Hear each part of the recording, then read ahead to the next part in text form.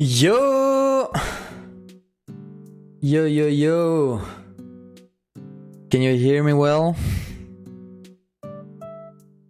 Hi everyone. Wait, I think it's the first time I stream with my new soundboard system.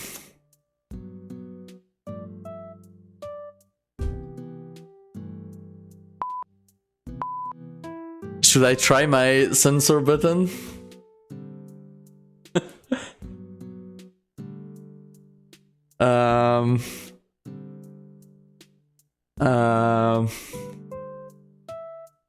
I think US election results were fucking shit, actually. Did it work?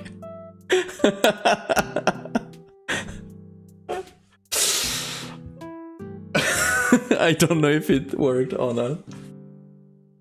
We'll see. It did not work. What? Okay, let's ignore that then.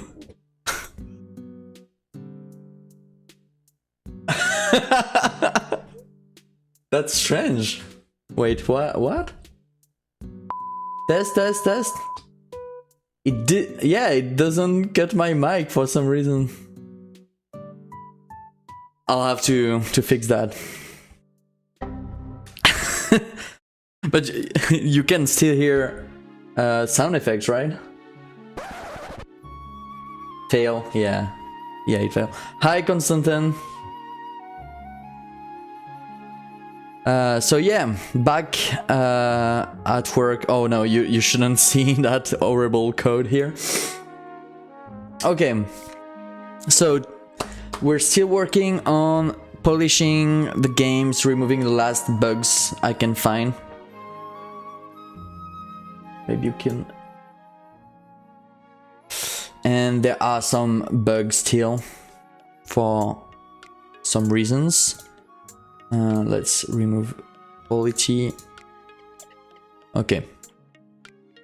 So yeah, there are some bugs still. For some reason, I cannot use the keyboard anymore in the glossary. So I have to check why it does that. So yeah, I cannot move here. So I will have to check what happened.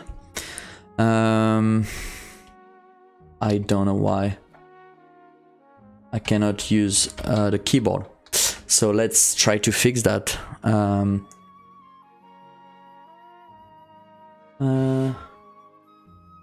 to know if it's bad bugs? I don't know what you mean. Yeah, I cannot use the keyboard to select stuff. I don't know why this bug appeared, because this is not something this is not a feature I changed. So some other feature that I changed recently made that not work anymore. Let's see what happened. I think it's it has to do with my test script here.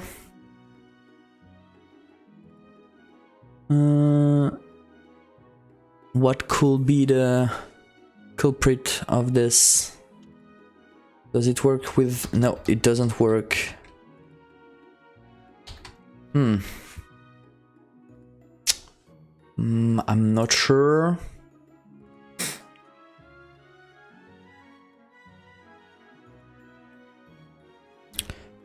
Fallacy quiz. So yeah, it's been a while since the last stream. You don't have the ref. I think it... Yeah, I might have the ref, but I don't even want to try to think about it. And there's a lot that changed since the last time, setup wise.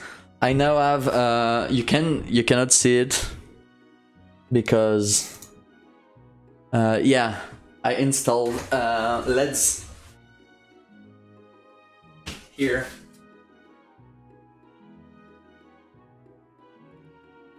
You can see it better if I sit down, but I'm up. straight up right now. Let's go back here. LEDs.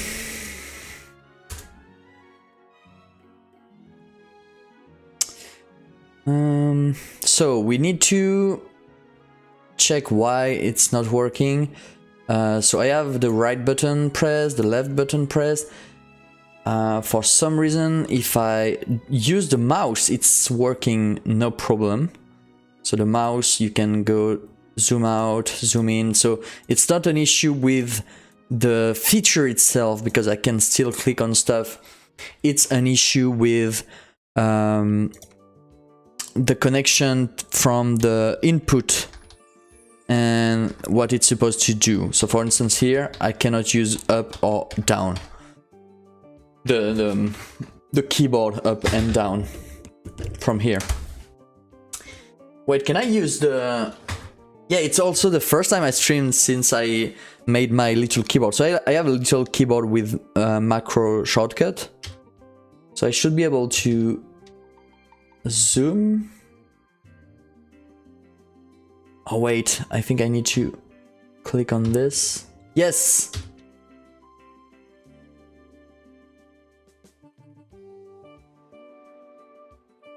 That's cool. Nice.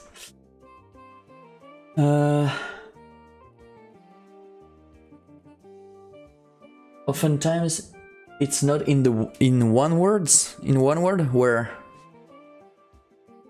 oftentimes. Oh yeah, here. I don't know.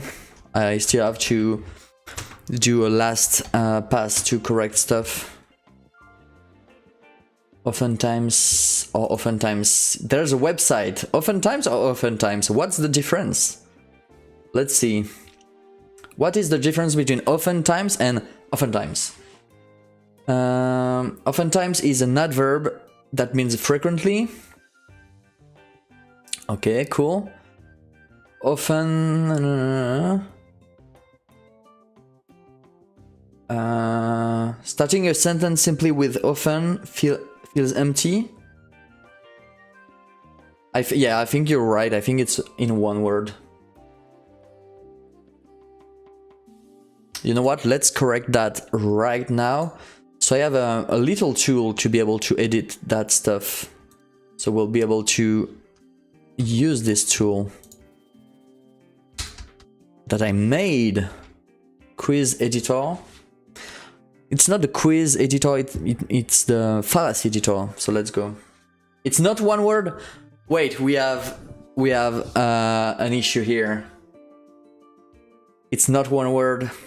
You say in the chat, you have to explain yourself, because here I have a website that is telling me I should use oftentimes in one word. So you have to give your reasoning. We need to know the big oftentimes corp. Why do you want me to use two words here? I've never seen that in my life. On many occasions, oftentimes. I think it's one word.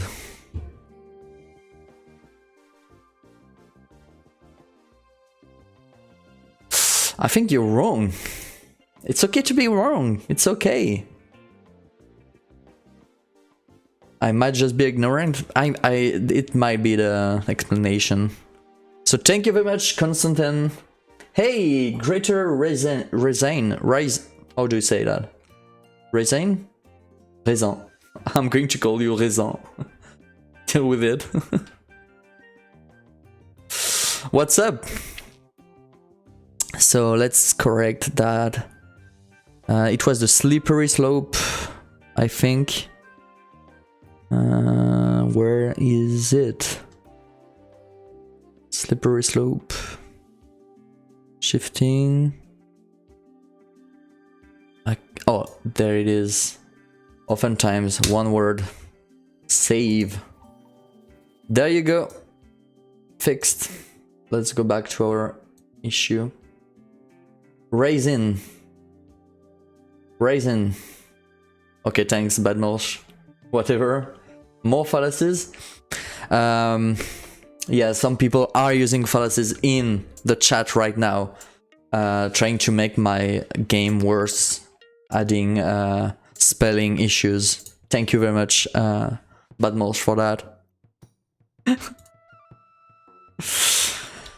Yeah, we're trying to fix bugs that I created. I created more bugs by fixing other bugs, so now I need to fix the bugs I made fixing the other bugs.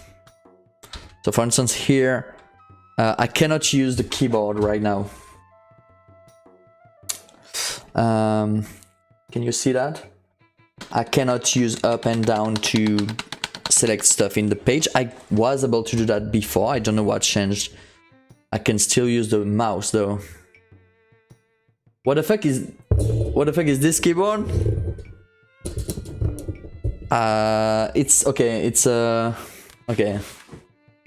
Can I show that? Wait.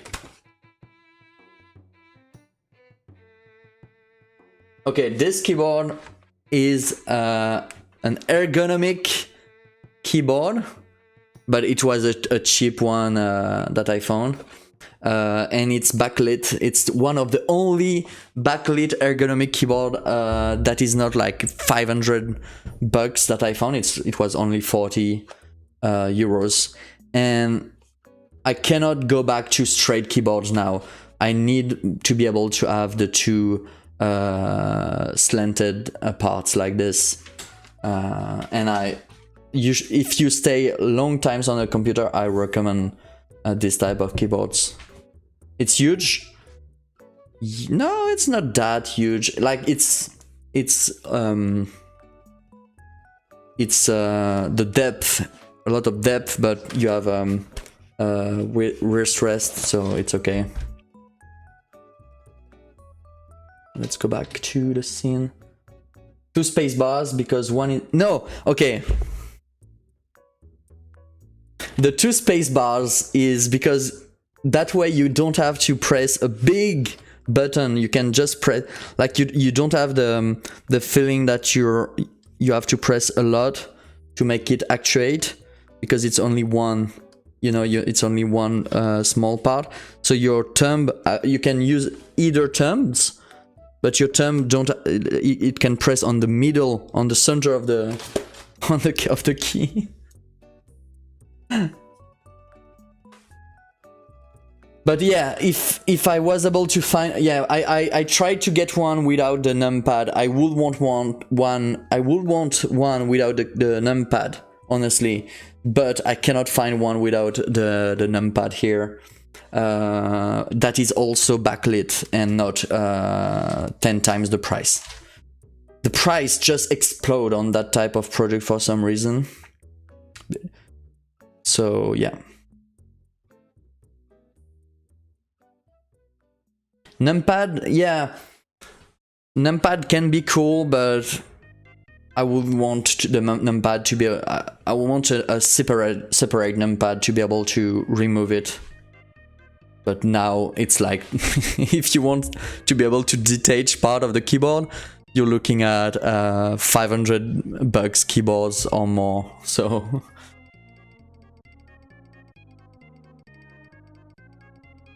you don't want the numpad? No, I want to have more space for my mouse without having to be too asymmetrical when I write and when I use the mouse.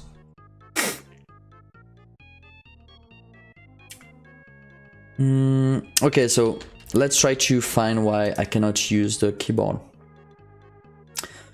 For some reason, you cannot see much on screen, so maybe I need to fix that.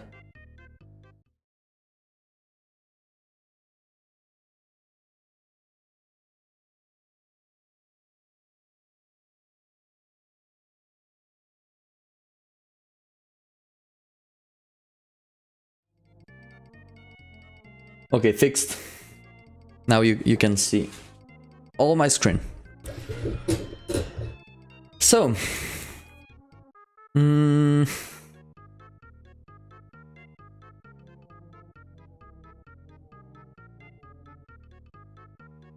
Okay, input action just spread UI up. So this is here. Enable page focus. So that part works. So that's not the part that doesn't work.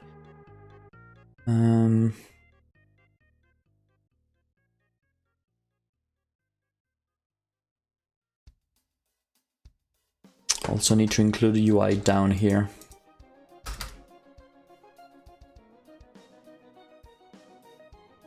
It's a walk keyboard. yeah, I'm using a walk keyboard because unwalk keyboards were too oppressive to my hands and to my wrists. Yeah.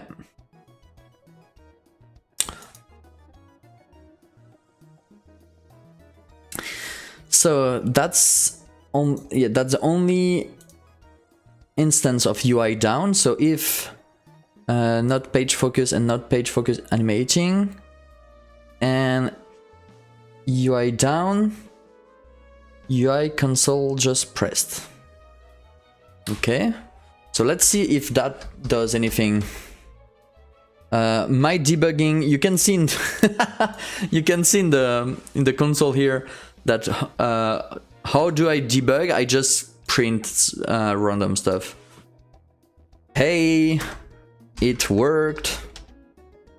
See, that's simple. And then you can just find in files and go and remove the stupid stuff you added. Print yo here. Yeah, I can just remove that.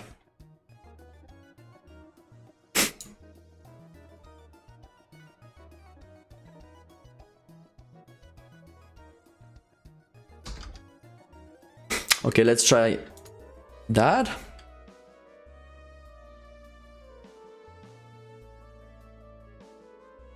Here's the game. Can't message box? What's message box?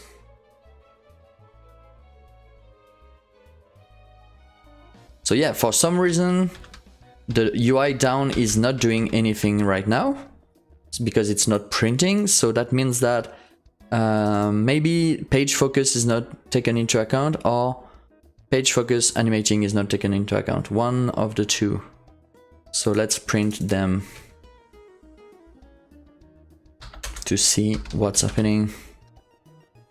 Or maybe just UI down is not registered at all.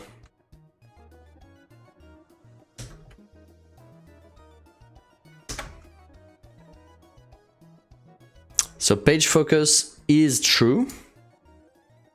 Let's see if I zoom out, page focus is false. Okay, so page focus works.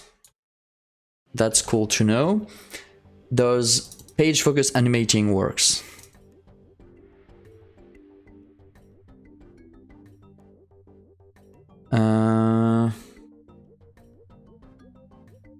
Yep, it works. So it should work. Page focus. If not page focus. Wait, I'm looking at the wrong. Looking at the wrong thing here. Okay, no, this no, this part works. Okay, interesting. So it's the page focus that doesn't work. When I debug in Graphic OS, I usually use the message box dialog box. I don't know what that is. I just print to the output. That way, if the UI is not working at all, it's still output stuff for me.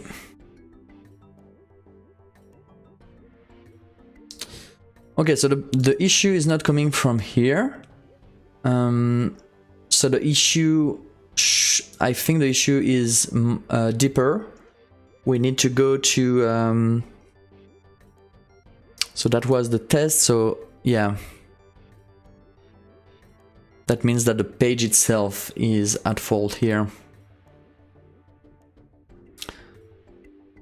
But I'm not sure where I handle page input.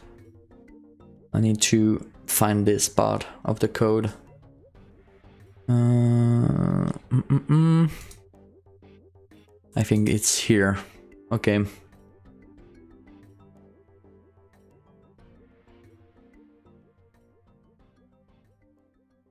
Okay, no, so this part is just to create the pages.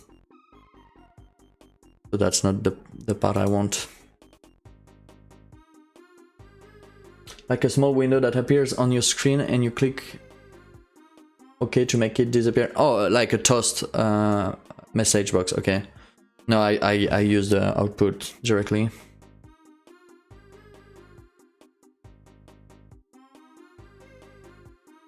Okay, that's interesting. So receive keyboard input equals page focus and not control visible. Interesting. So that might be the issue because I changed that recently. I changed that really recently. So maybe it's not control visible because I think the control is not hidden anymore. I think the control is made transparent now instead of being not visible. So instead of checking if the control is visible, I think I should check the modulation. Yeah. So control visible or control modulate A. So the transparency of the modulation of the color of the control greater than 0. If it's visible, if it's not, okay, that might work. Let's see. Let's try. Glossary. Okay, I just quit the glossary for some reason. Oh, I need to check the YouTube comments too. I never check the YouTube comments. I'm so sorry. And yep, there's no comments there, so that's cool. It also serves as a kind of breakpoint because the code doesn't continue until you click the button to close the window. Oh, okay. Okay. It did not work. Okay, it did not work. Let's see.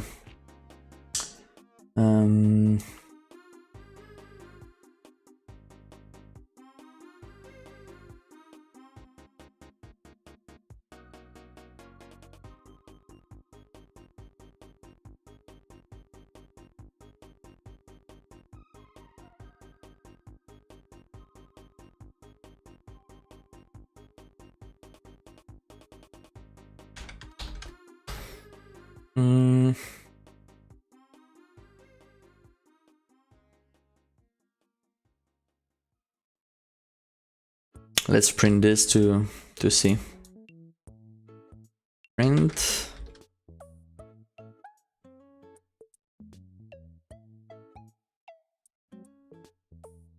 It's equals 0 right now.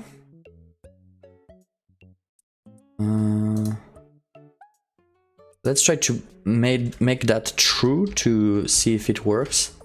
If I do this. Yeah, if that, okay, if that is true, then that works. So I need page focus to be true and also not control visible or the modulation to be equals to 0. So I have a problem with using equals for float numbers. So instead of 0, I will do below 0.1, for instance. I will want to have a better way to know if I'm using mouse control, and I think I do have a better way of doing this by using by checking if the mouse is visible or not.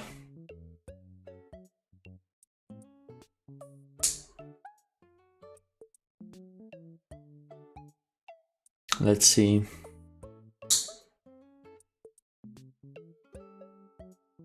Yeah, hide mouse controls. Is mouse control alive? The mouse mode. I'm going to check the mouse mode. That's a way more reliable way of doing this than checking the transparency of the control. That's it. Yeah, it was a bad way of doing this. So get mouse mode. If the mouse mode is equal to mouse mode hidden, then we need to send the keyboard input to the page.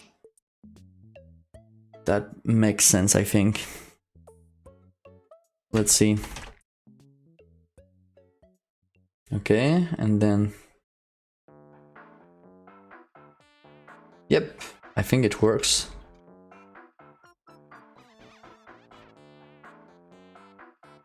Nice.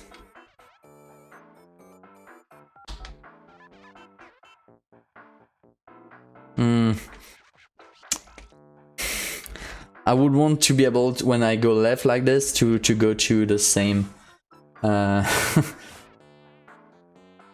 height, but that will be a bit complicated. I'm not going to do that right now. That's it, end of stream. No, but we fixed it. That's pretty cool. I'm going to remove my prints. All the printing. Save. And yeah, commit that because it worked. Let's commit that.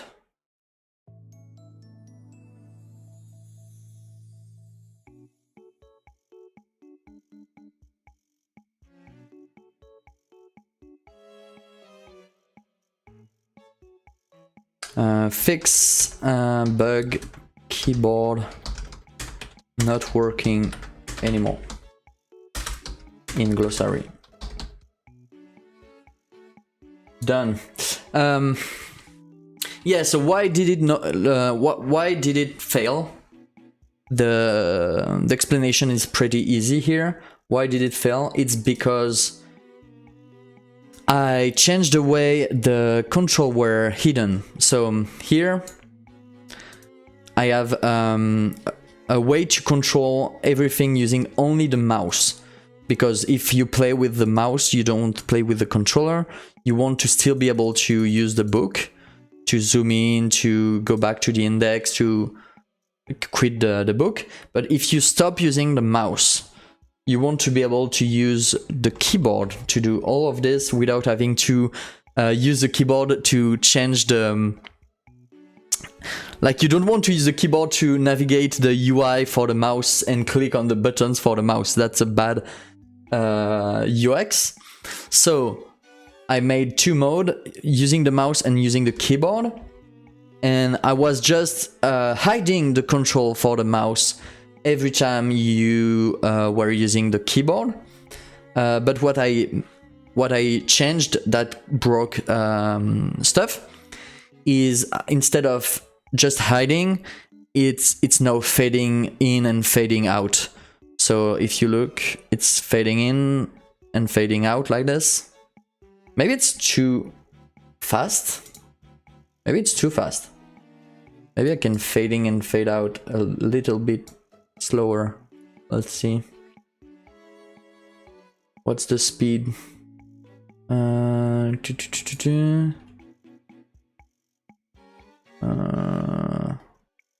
It's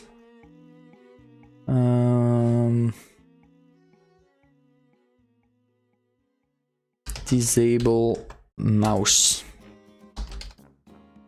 Hide mouse control. Yeah, that's it.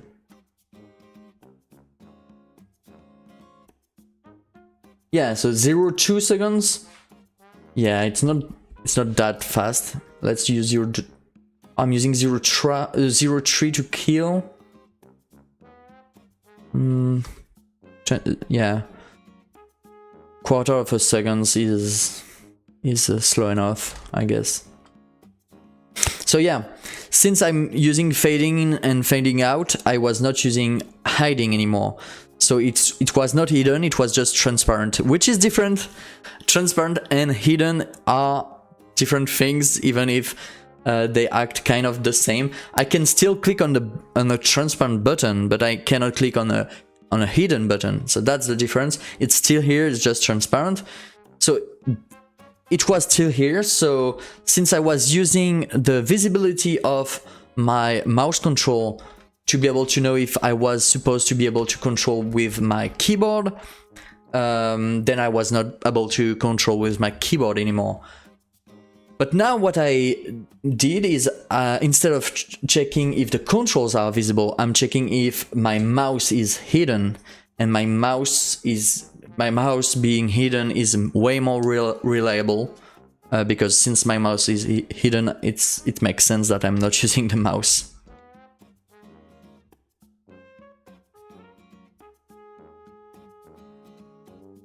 Cool, so it works. Next. I check the chat. Cool. So next will be, let's see my list of tasks, sorry.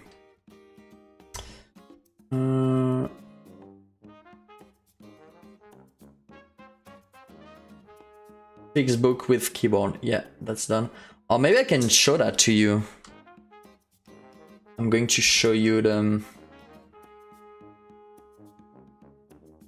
my to-do list. I have a to-do list like that with all the that's everything I've done. That's a lot of tasks I've done. I also have a list of things that I'm not going to do but I would like to do. So for instance, I can add here to keep the height of selection in glossary, because it will be cool, but I know I'm not going to do that right now. So that's maybe for a second, for a post-launch update, you know.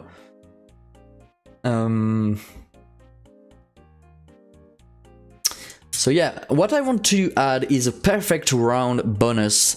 So right now the rounds make no sense. You like the round system in the game doesn't add, it adds for the feeling, for the gameplay feeling, but it doesn't add anything technically for the scoring system, for the gameplay mechanics. If you start a game and you can customize and change the number of rounds, for instance, I can use 4 rounds, 1 question per round, and it will make no difference that there are rounds in the game or not. I can just make a game with only 4 questions and it will be the same thing. So I have multiple ways of making rounds make sense. The first way would be to add a way to pause the game, like to pause the game between each round, so that you have time to slow down and stuff like that. The issue with that is you can pause at any time in the game. Oh, that's weird. That shouldn't do that. Wait. Okay, that I will have to check that. Wait, I want to check that. Wait, it's not working? Ah, it's not working with the mouse. Mouse quit button not working. Oh, let's see. Yeah, so since you can pause the game, the round system doesn't add much, even if it adds a moment to calm down.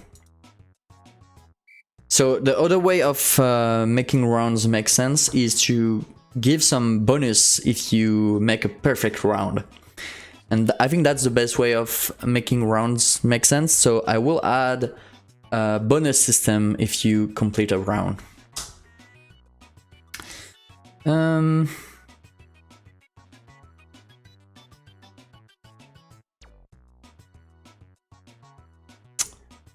What did I... Oh yeah, I wanted to check if the button...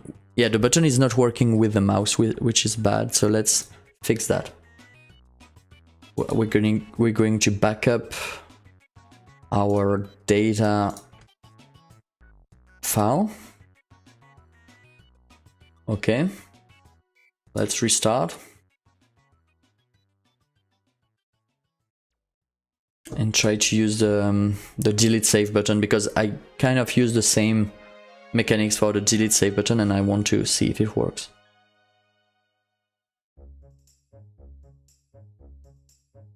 Wrong button, sorry.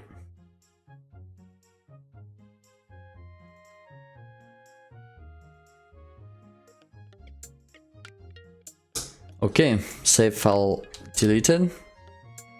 So it worked. So for some reason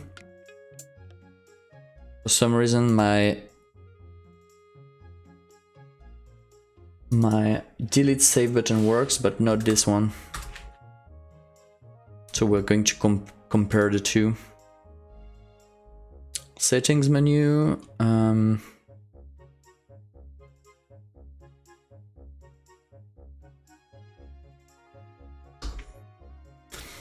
If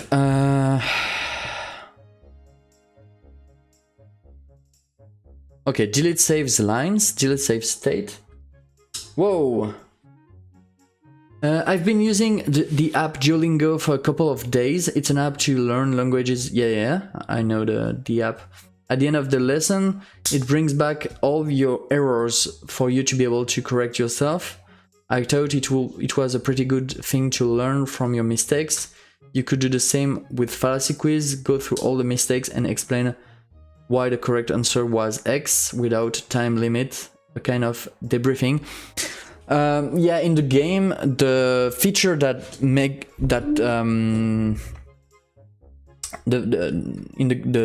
the game, the feature that has this role in fallacy quiz is that you're able, if you want to check the definition of the fallacy at any time during the game instead of at the end of the game. So for instance, if I start a game and round one, let's go.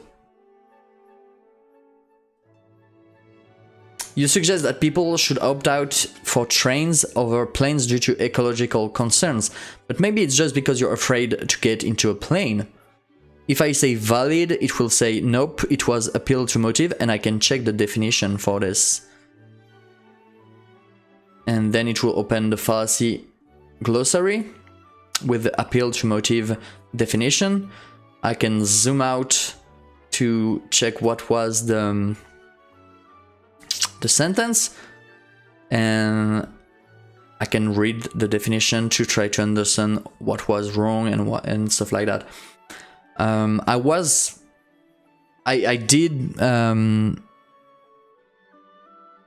I did consider to explain each sentence and why it was wrong, but there were two issues. First, a lot of work to add in the game because I have to explain each sentence, and secondly, I think it's a good exercise to try to understand yourself why this sentence was like this, like just to be able to apply a definition to a sentence. But when you are playing the game, you are trying to go as fast as possible to amplify the score. There's no timer right now. The timer disappears when you end the question and it reappears for the next question here, you see? So the timer is only used here. When I answer, the timer goes away. Wait. What? There's an issue with localization? Well done. Okay, there's an issue with localization. What's happening?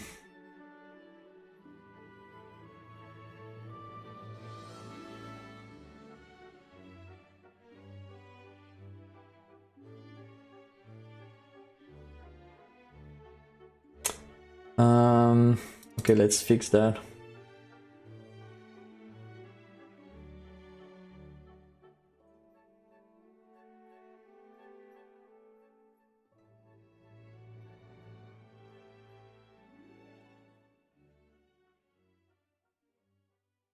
for some reason well done is not in the game?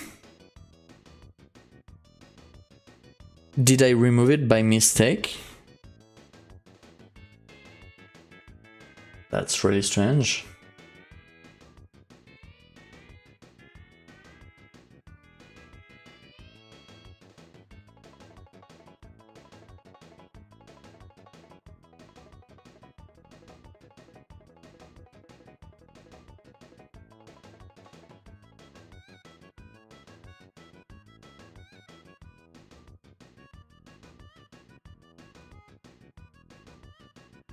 Yes, for some reason I removed one line the last time I edited this document.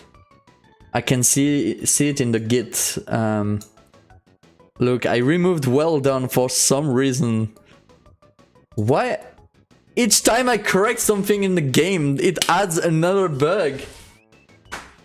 It will never be over. The game will never be done. Ah. Okay, it's back. It's back in the game.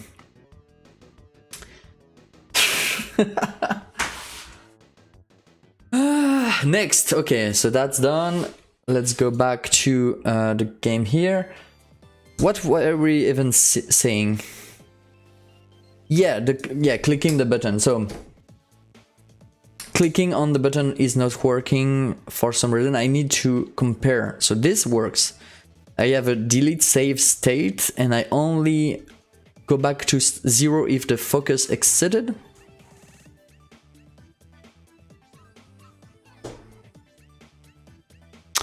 And that's what I do in my other...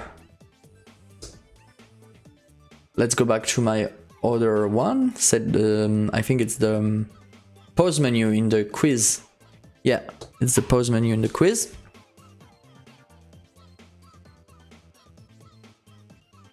No, that's not the one. That's the one, okay. On quit button press, so let's compare the two scripts. This script, when I press the button, I increase the state by 1. Okay, let's go back to the other one. Here I'm using a boolean. If quit confirmed.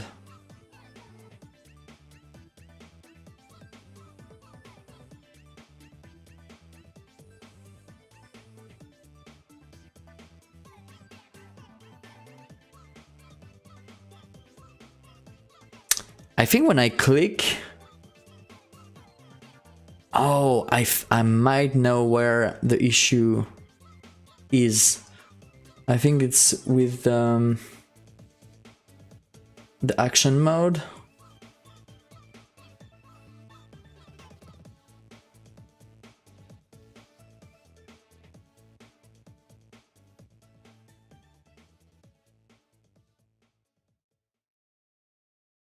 No. Let's try it and see why it fails.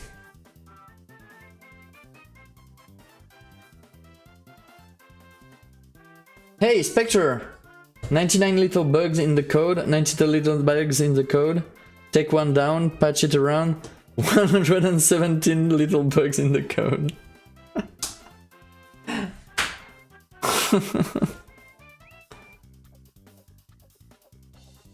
Yeah, that's how it feels.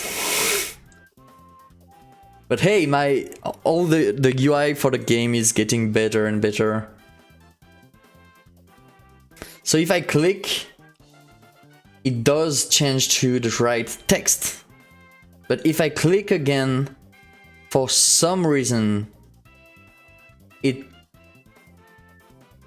does this. So I might have to use action mode button press instead of action mode button release.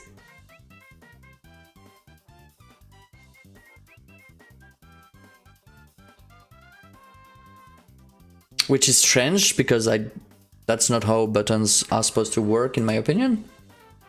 But it might make this one work, so let's try it.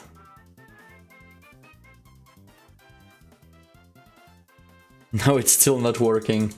Okay, okay. So I do need to really fix the issue. I don't know why it loses focus when I click. It doesn't do that with my other button, so...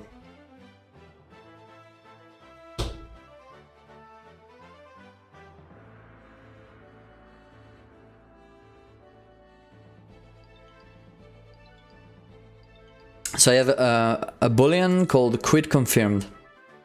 Hey, Slacks, what's up? I have a boolean, it's false by default, okay? When I press the button, if my boolean is false, it will change it to true, and it will change the text. And if it's true, it will actually do what the button's supposed to do. But I also have a check if I lose focus, then it will revert back the boolean. So for some reason, when I click, it loses focus. It makes no sense to me. Let's see. Why does it work with the advanced settings? Here I can just click. Wait, I have the same issue here. I have the same issue here. Interesting. I do not have this issue on the title screen. Let's go back to the title screen. I do not have this issue in the title screen. So there's something trying to steal the focus or something like that during the game. I'm going to try to see what has the focus by just printing. I'm just going to print the focus owner. Get tree. GUI. Get GUI. Oh, it's the viewport. Sorry. Get viewport. Get viewport. GUI focus owner. I'm going to print it.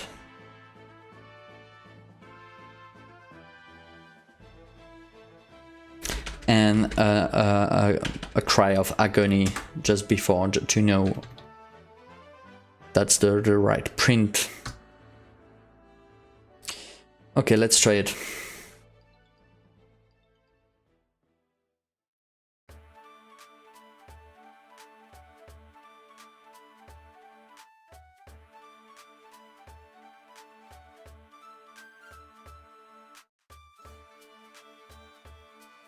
Object null, there's no focus owner.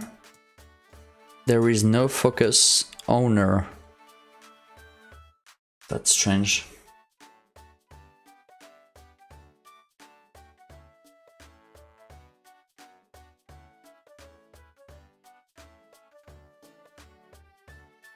Oh, I didn't see that you followed Greater Raisin. Thank you very much. I'm going to sit down now.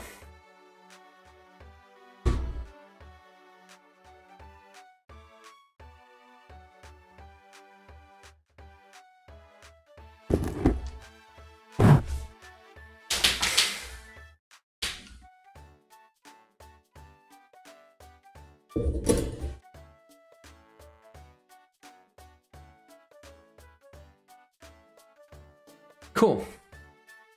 So yeah, you can see the LEDs here that I added.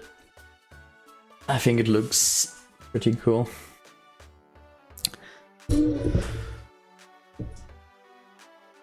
Boom. Okay, camera's working. Yeah.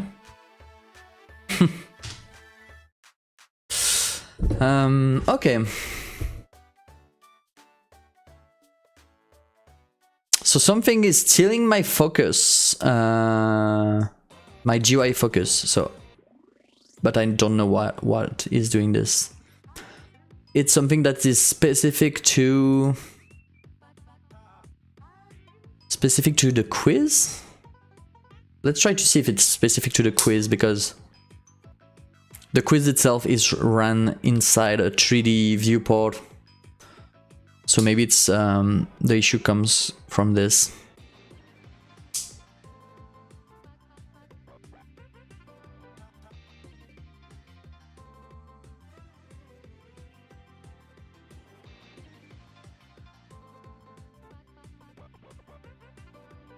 Yeah, I was right. The issue does come from being in a 3D viewport for some reason. The more you know. Okay, it's making the problem a bit more complicated than I was thinking. Yeah, now it's working. Oh no. Oh no. Okay, so if you don't know, all my game runs inside a 3D environment.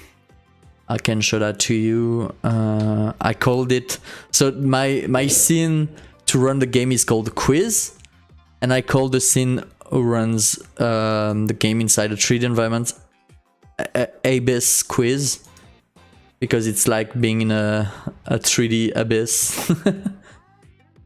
There is this is the desk where the glossary is located when you play. The camera goes from this part of the 3D environment and then zooms in on the glossary that will be here. That's how the game works, and it always runs inside this environment. It only renders the part that I need at the right time, so it's not that intensive for the computer, but it's a bit complicated. Yeah, it's a bit complicated because now I have a UI issue and I don't know where to begin with that UI issue.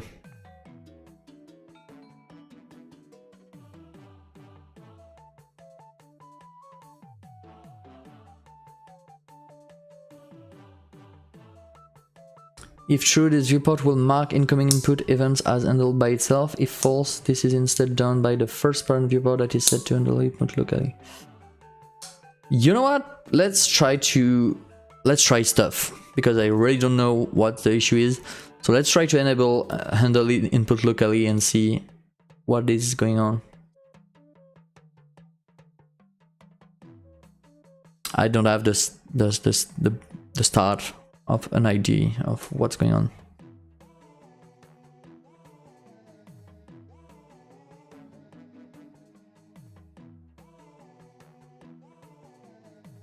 No, it's still not working. Still loses focus when I click. Let's try to... Okay, I have an idea. Let's put that always on top, okay? And let's check what it's clicking on. It's clicking on... Yeah, it's clicking on the quit button. So why does it lose focus? Oh, that's bothering me. I know, okay, there's something I know. I know that we can track the change in focus. So I'm going to track that and see what I can find from this. Let's go back to our pause menu. And we're going to connect our viewport. So get viewport. And it's the focus owner, GUI focus owner changed. We're going to connect that with handle GUI focus on change. I don't know how many arguments this has. Let's check. One argument, the control itself. Cool.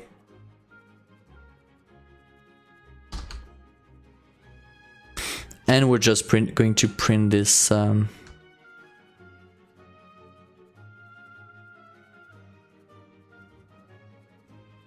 this node.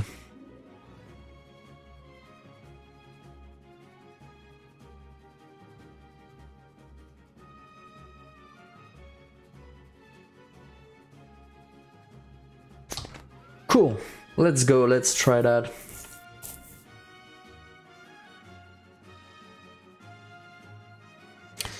Do we have comments in the YouTube chat?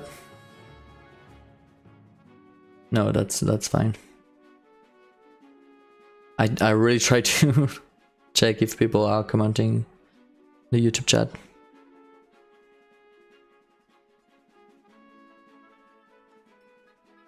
Okay, so if you look here, maybe it's too...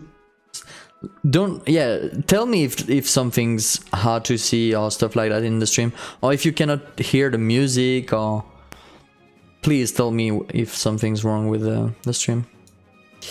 But yeah, it's a bit small here, but you should be able to see the name of the... Yeah, it's really small. I might have to increase the UI scale for you. But yeah, here it says valid button. So the focus right now is the valid button. If I go here, it will focus on the invalid button. Now it focuses on pause button. Now it focuses on the resume button, which is good. Now restart, now quit button. If I click, it focuses on quit button, and if I click again... Wait.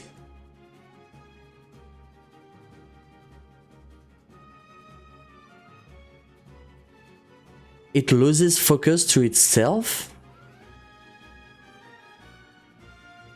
The change... Oh no, the GUI focus change is why would Godot think that the focus change if it's the same node? So it thinks that it's losing focus because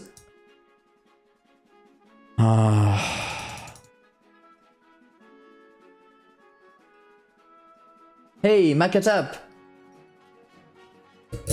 What's up, Magadab? Yeah, so if the issue is stupid, so for some reason it loses focus to the same button. Let's go back to the title screen and see why it's different. So it's for some reason it's different on the title screen. Oh, I don't have the code to show the focus change here. So I will have to make my own script to see if the focus changed to another stuff, something else. You know what? Let's do this. So yeah, I'm going to I have to do this. So handle GUI focus change.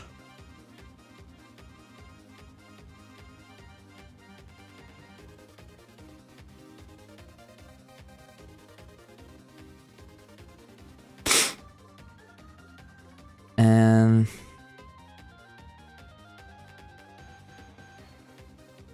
if node different than quit button and quit confirmed,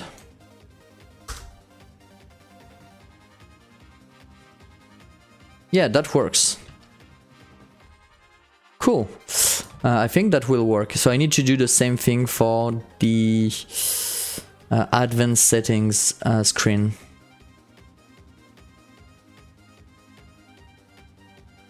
here, instead of on delete save button focus exited, I need to remove that,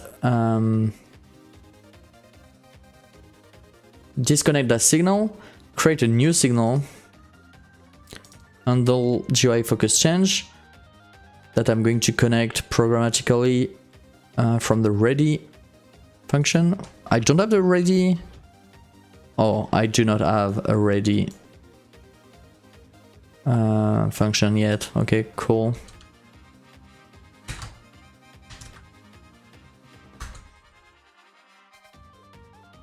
Get viewport. GUI focus change, connect, handle GUI focus change. Okay. Handle GUI focus change if the focus is different than the delete save button. And the delete save is different than 0.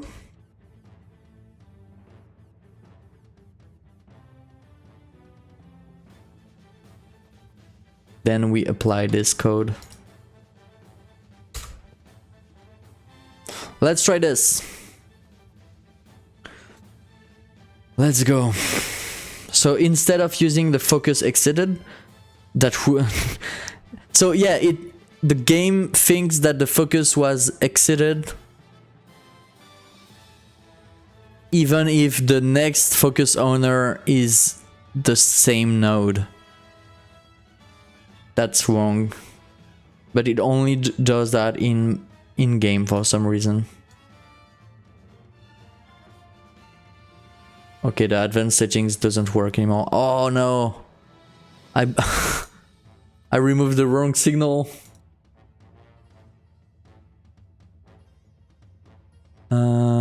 Data reset button, that's the one that I need to... No, which one?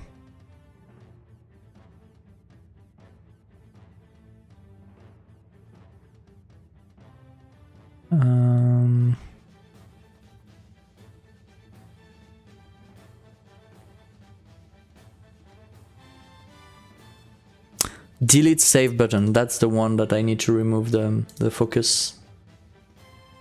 Delete save button, focus exited, disconnect. Okay. We might be able to... So why am I doing this? I am doing this so that if you click on the button and you click by mistake, then you have a chance to not do this. So for instance here, when you go to the settings, advanced settings, you have a way to delete all your save. So if you just click delete, then it will ask you, are you sure? Then if you click again, are you really sure? There's no going back. So then you can go, yeah, you can not do this. So let's see if it works in game, because it was not working in game for some reason. Pause. I have the same thing on the quit game. Return to title screen, and it works. That's really cool. Start game. Let's see. Let's see if it still works with the controller. Yep, it still works. That's really cool. And that's really cool. And here. Yeah, that works. I think for the restart, we also need to have a confirmation for the restart, right? Because you don't want to lose everything, like, oh, let's resume. Oh no, I restarted the game. We don't want that. So let's add the same system for the restart. Let's go back to our pause menu.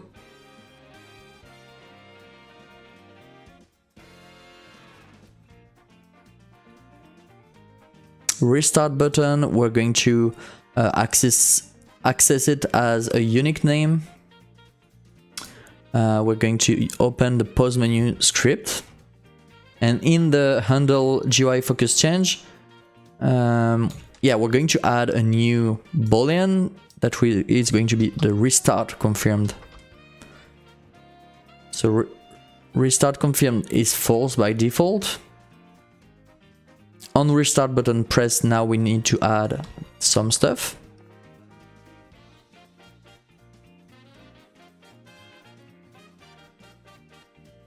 The same thing, the same kind of thing that I have for my other script. Okay. And instead of changing the text for the quit button, we're changing the text for the restart button. Confirm restart, and we're going to have to add a localized string here. Confirm restart, and then restart confirm will be turned to true. So now that we have this, we can go to the handle GUI focus change, and if the node is, yeah, we can use elif. If the node is not the restart button and we were waiting for the confirmation for the restart, then we turn the restart confirmed boolean to false, and we use the original text for our restart button. Our original text being restart. Okay, let's now go to our localize text. So open local.csv.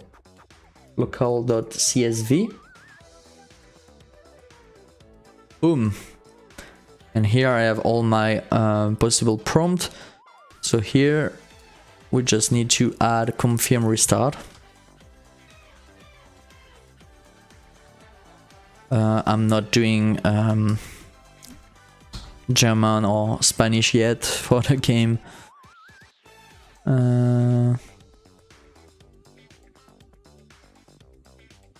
What will the start screen be? Restart prompt be? I think it could be something like, are you sure? Or maybe this will quit current game. You will lose. Often you can, yeah, you will lose your progression is one confirmation prompt.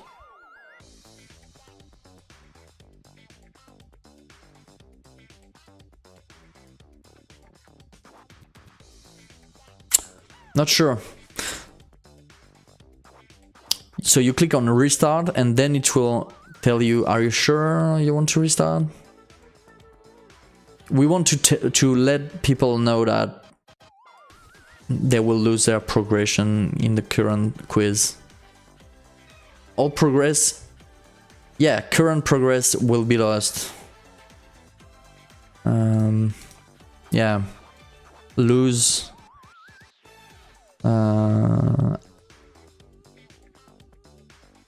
Quit current game and quit current game. Quit current game is a good confirm, right?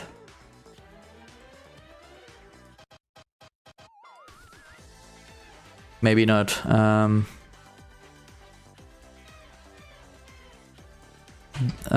Reset score and retry.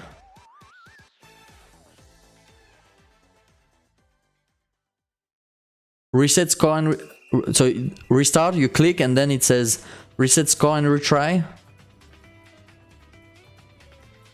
That might work. Quit current session. Yeah, there's a button to quit the game, so I don't want to use the quit word. I think it will be a bit strange. That works well. Nice.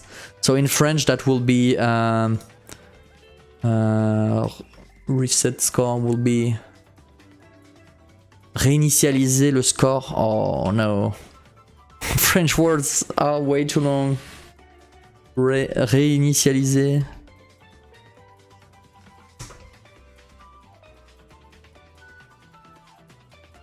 Oh no. That's way too long. Anyways, let's try it.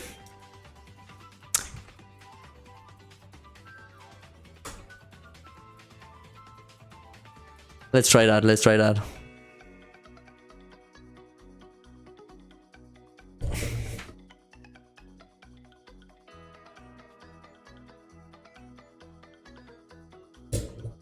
It's loading. That's the Animal Crossing sound. Yeah, I think it's from Animal Crossing, this one. Okay, so start game. Expert mode because we are experts. Pause, restart, reset score and retry. Cool. Return to title screen. I don't know why it like usually when you use like in games, when you do this, when you click on quit game, it will open a window and prompt you, are you sure you want? And you have to click on yes. I don't know why they don't do what I'm doing here, just changing, like asking for a second input. I think it's not that common, and I'm not sure why.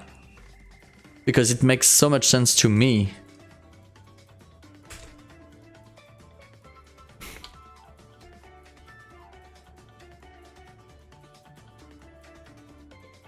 Let's try in French to see if it's not too big.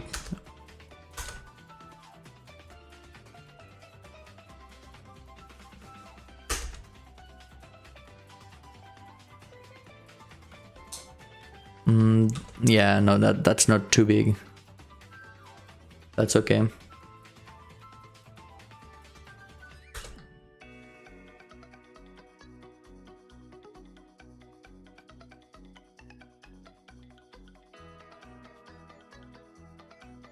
You know what? I think I want to change the text after you click. Wait. I think I want to change the text. It's not that hard to change the text. We can change the text to let's go.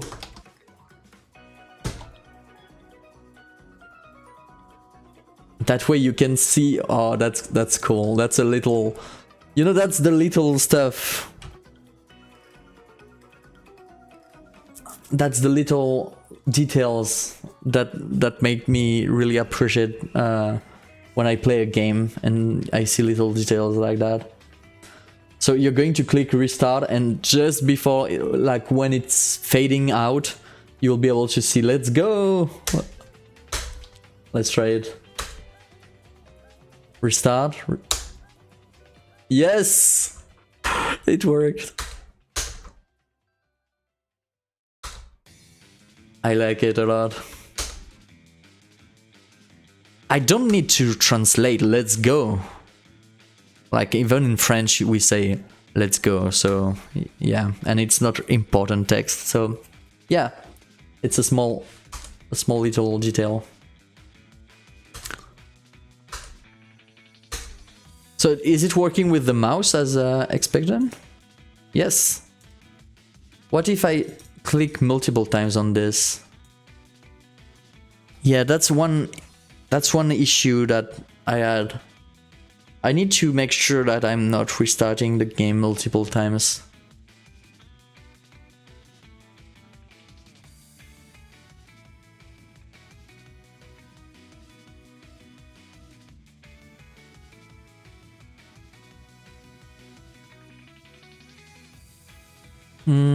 Yeah, I'm asking the fader to change the scene. So I have a fader node. I created a node called fader. that will handle the changes of scenes, and this should be able to prevent to prevent anything from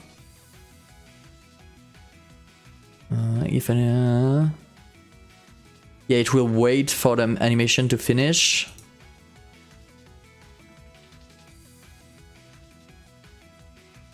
Then it will fade out, then it will wait. You know what? I'm going to add a way to make this sicker. So changing scene equal false. If not changing scene equals true, and then we do all of this. That way we don't, because we change scene only one time, and that way we don't have any issue with multiple call to the change scene. Let's try it, because sometimes I broke everything without even noticing.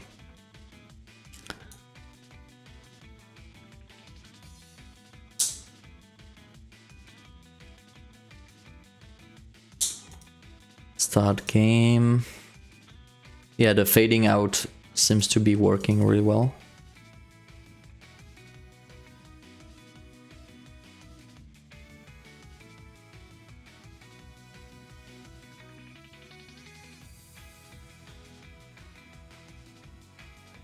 Yep, it works. Cool, cool, cool. And you can quit game here.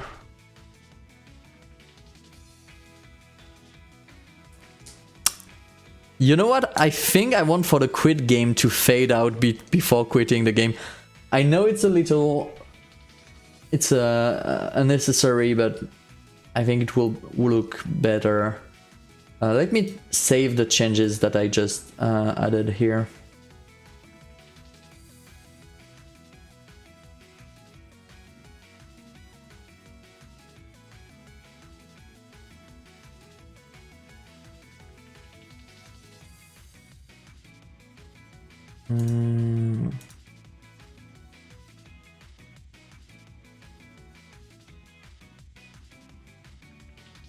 Okay, so what did we just fix? Yeah, mouse. So it's the mouse quit button not working. Fix mouse quit button not working. Cool. Next. Yeah, I want to fade out before quitting the game. So an easy way to do that is to create a scene that will just exit the game, and then we change to this scene. That's the easiest way of doing this. So let's do this. I'm going to go back to my title screen, and in my title screen I have the quit button, and I just get tree and quit. Instead of doing this, I'm going to create a new scene that will do this. So new scene. Yeah, it's just a UI scene. Let's call it quit game. Quit game. Let's add a screen, a script.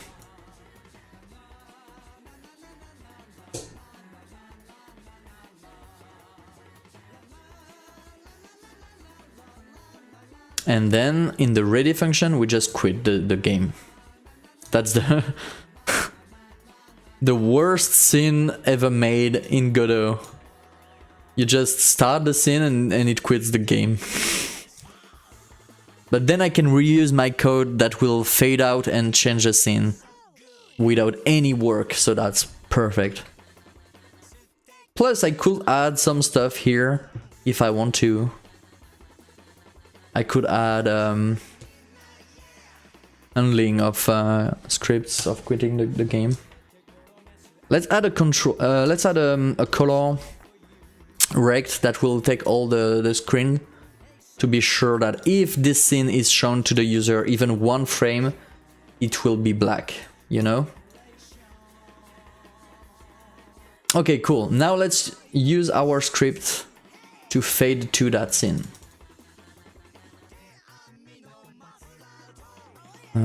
Fader, change scene. Change scene to quit. So let's use the name quit game. Where's the script? Yeah, quit game.tscn. Let's try it. That's smart. Yeah, I think that's pretty cool.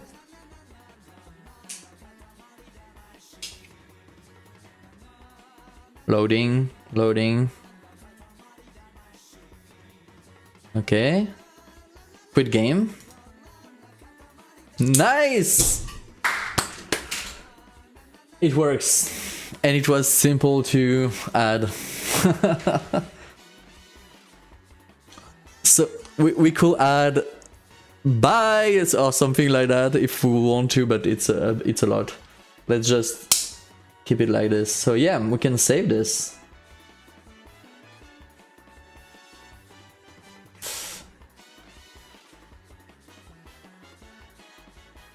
Easy. When you spend time building systems, then you can really use those systems to make things fast afterwards, but you have to strategically select what will be useful for the future and spend time on this, because sometimes you spend a lot of time to create great systems that will never be used afterwards. So you have to be really specific on what is useful or not. An example of this is in my game. I have a cursor system. I have a system to handle the cursors. I created this system and it's really useful. But there's one thing I could have created a system for. It's to know the position of the cursor. So my cursor right now, it's at the right side of the button. But if I go to the credits button, it will go to the left side of the credits button, because if we put it at the right side of the credits button, it will be hidden because it will be at the side of the screen. Same thing for the quit game, for this little button here, and yeah, stuff like that. This I could have made a system to be able to know if the cursor is visible or not. Same thing in the settings, advanced settings here. If I go to advanced settings, the mouse is going to be to the left instead of the right. Same thing for the little cursors here. If I go too far here, it will be on the left of the cursor, because if it was on the right, you won't be able to see the max label. I did not create a system to know if it's hiding important stuff or not. I knew that this would be way too complicated, so every time the cursor is not on the right of a button, this is done by hand. I told the game by hand, hey, on this button, be at this position, because because it's useful. And I think I would have wasted a lot of time if I tried to make a system to make that work automatically. And knowing that my game has like a set number of UI elements, I can do that by hand, no problem. But you have to be really selective on what to make a system for or not. And I think that's the trickiest thing, in my opinion.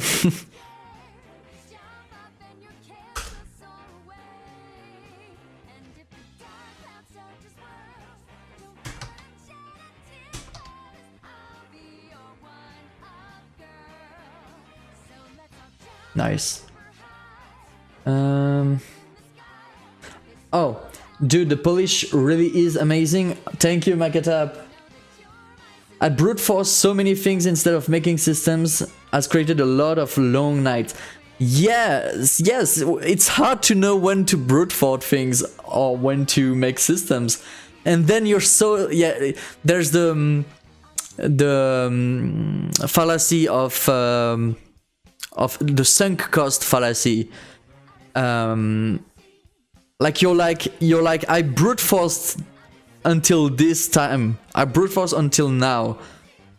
So I could spend the time to create a system now that I know that I need a system for this. But this will mean that all the time spent brute forcing this issue will be lost. And that's a bad way of reasoning. And it's hard to know. Okay, next. What's the next issue? Yeah, perfect round. I want to add a bonus when you end a perfect round. So let's try to do this. I'm going to go to the gameplay script. I have a big autoload script called gameplay with all the gameplay rules. I'm really happy to have done this because that way it's easy to change the rules of the game. And I'm going to add perfect what? Perfect round bonus. By default, I don't know what should the perfect round bonus be. Maybe 500.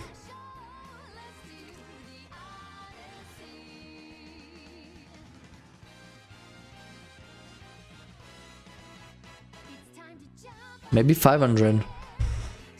It's a lot. 500 is a lot. Maybe 250.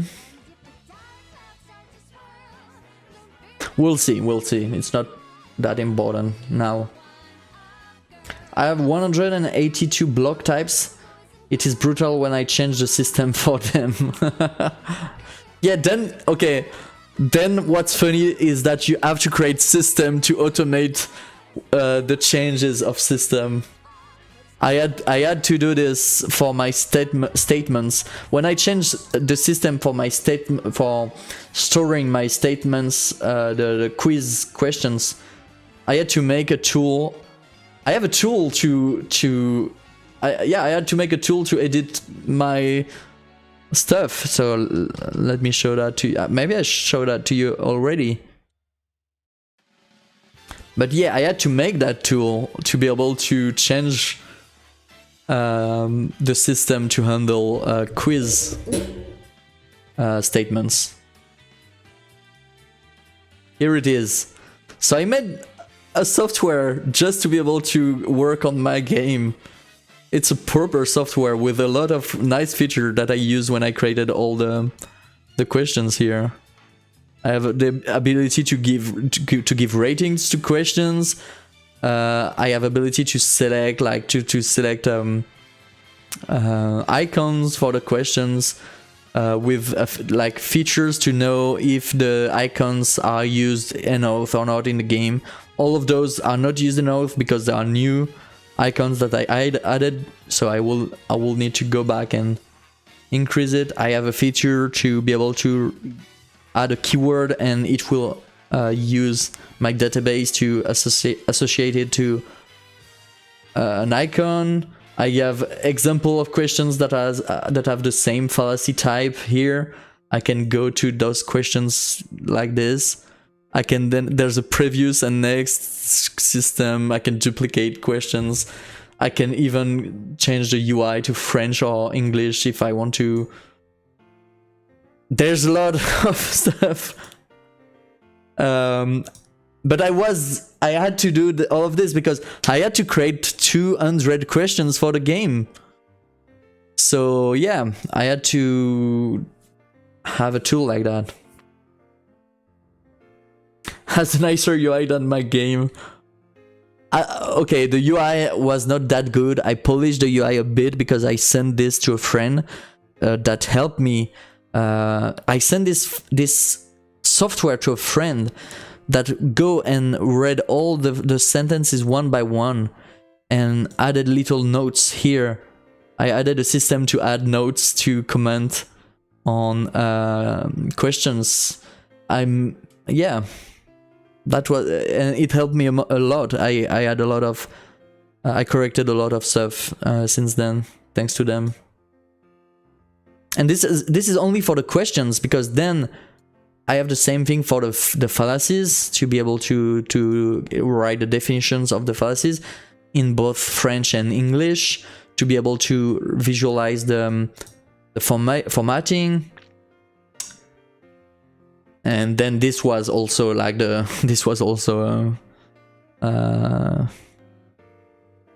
complicated. This is the system to know what pictures I had to draw. But no, I don't need that anymore.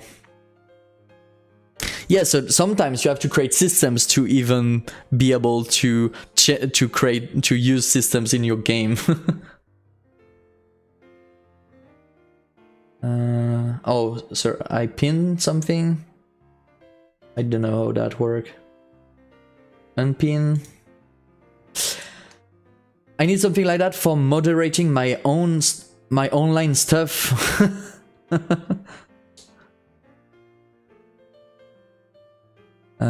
Yeah, so let's add the bonus scoring. Perfect bonus, perfect round bonus. So for the multiplayer, I don't want bonus for the multiplayer.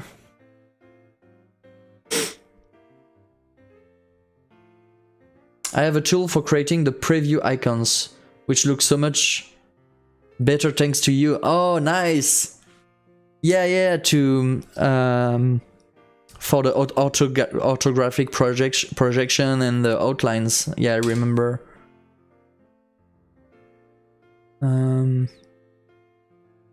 I will need a way to disable perfect round bonus, but that's for later. Let's make it work first before thinking of how to disable it.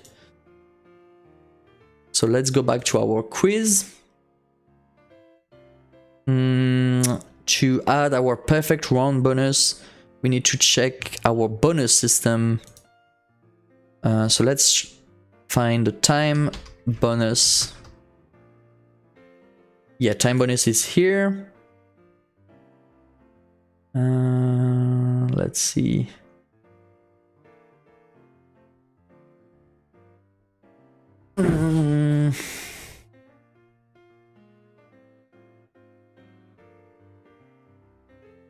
New score message 200. So then this is for the time bonus. And let's add one for perfect. Perfect round bonus.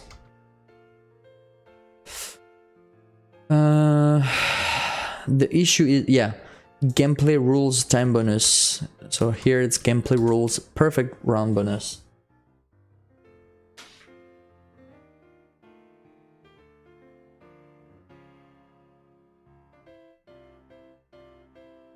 So perfect round bonus equals to gameplay.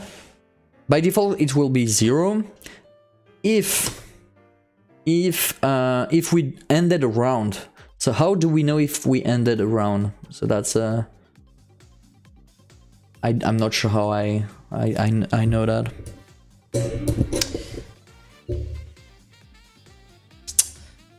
I do have a way to know if I ended a round or not, but I'm not sure how I did that.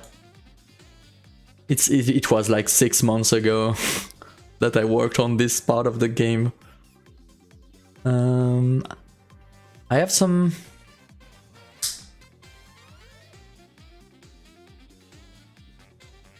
Yeah, I have a signal here. Next round.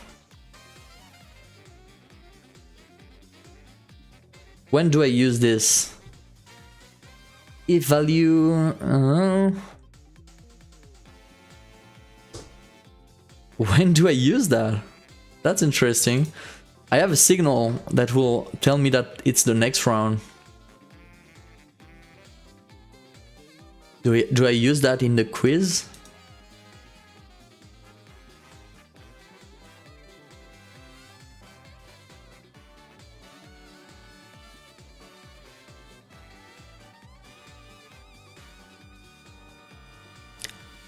Yeah, handle next round. It's here.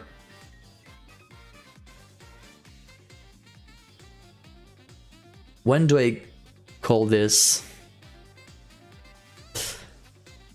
Don't show the run animation if there's only one run. That makes sense. So if gameplay next run animation step -1.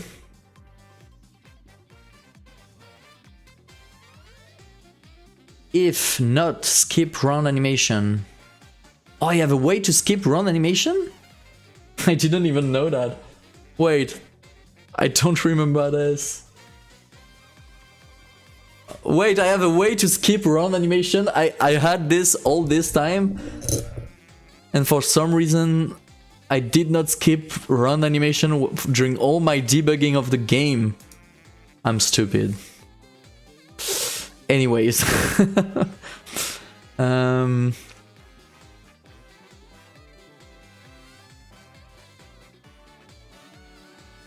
So if previous round is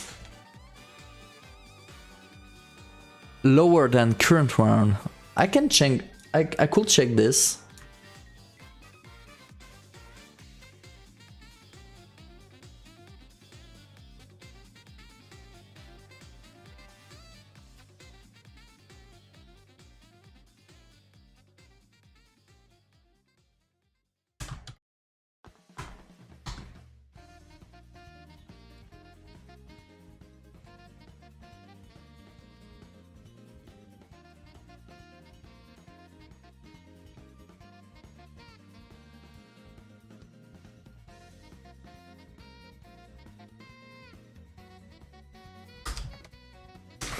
Wait, I need to check if... Okay, right now I'm just checking if we are going to the next round. But I also need to check if all the questions were right during the round. That's going to be a bit more complicated than this. But let's try it like this right now to just see if I'm able to detect that we are going to the next round. Let's see.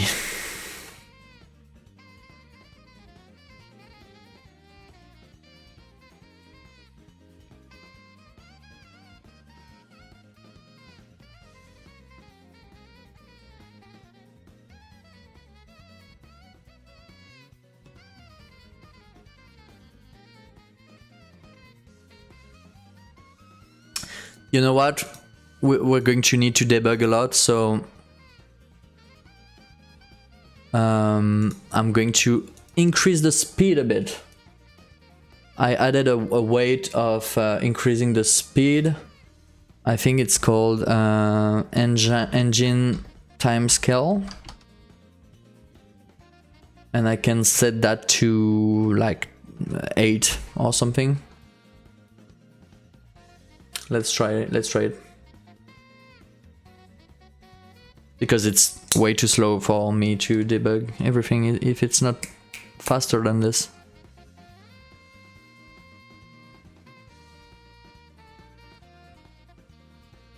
Yeah. So it's 8 times the speed now. Yeah, it's better.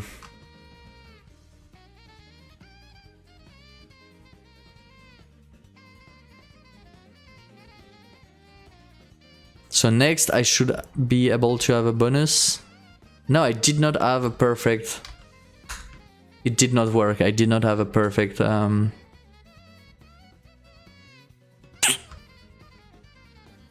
perfect round bonus. No, okay, it's not working. Okay. I'll be right back, okay? I'm going to get some water.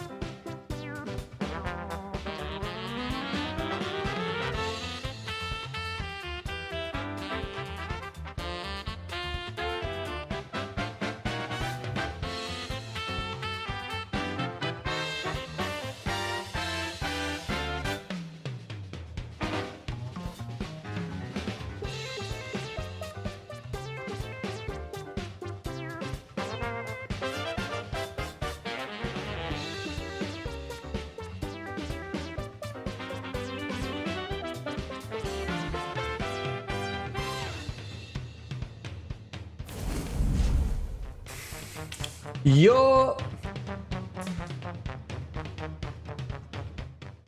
Yo! I'm back.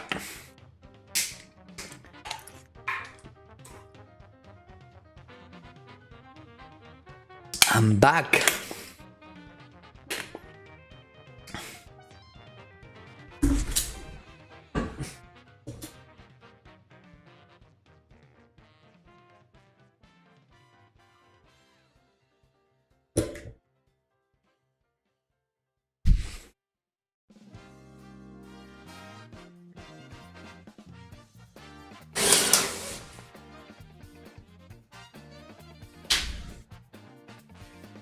I think that's better.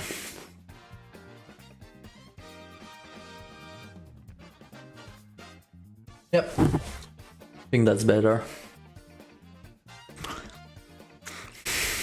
Okay. What's that?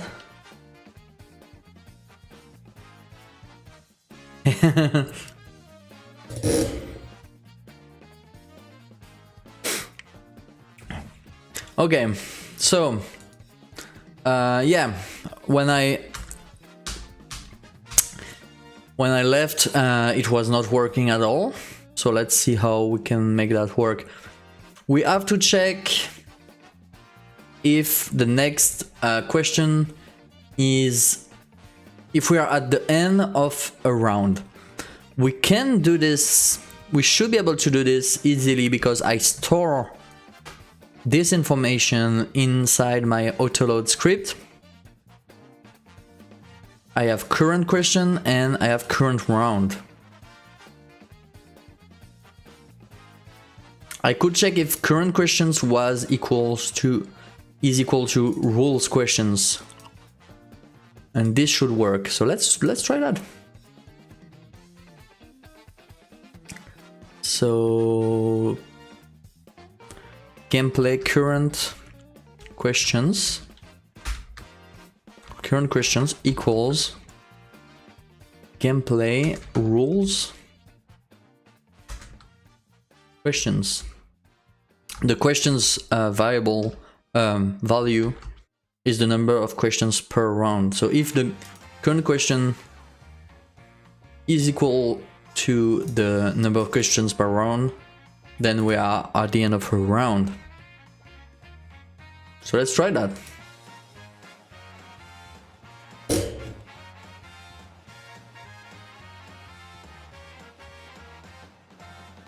Can we hear my chewing gum?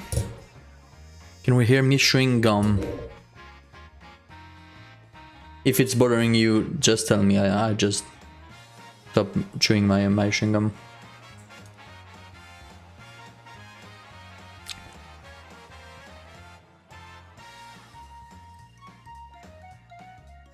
Wait, it did work. Okay, it did work. So this methods work. I think the perfect round bonus, I want this to be the last message. So let's move that at the end.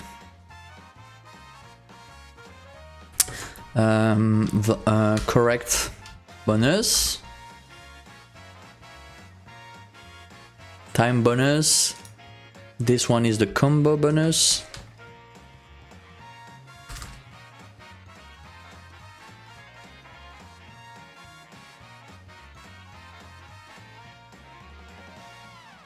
And this one is, it's over 9,000 bonus. It's the secret bonus. If everything's correct, you have 999 as a score automatically.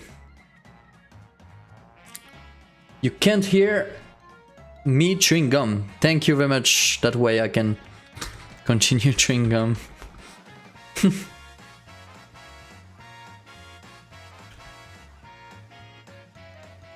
Thank you, Slacks.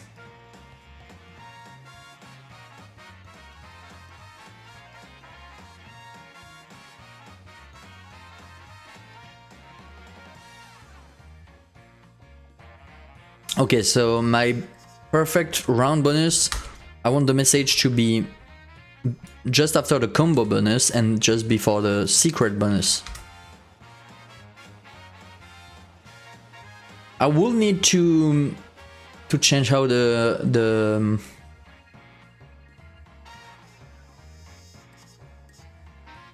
yeah, it's not plus 9999 because now that I added the perfect round bonus, the max score will change too, but we'll see. So now we need to check that the 5 last questions were correct. And I think we already have a way to do this. I think we have a way to do this because I keep track of the combo. So if the combo is more than 5, more than the number of questions in... Yeah, that's an easy way of checking that. If the combo is greater than the number of questions in the round, that... yeah, it means that you have a perfect round. So yeah, that's perfect. Okay, let's try that. So if the current questions equals the number of questions, and I know some people don't like this, but I do like to have line breaks in my conditions to make things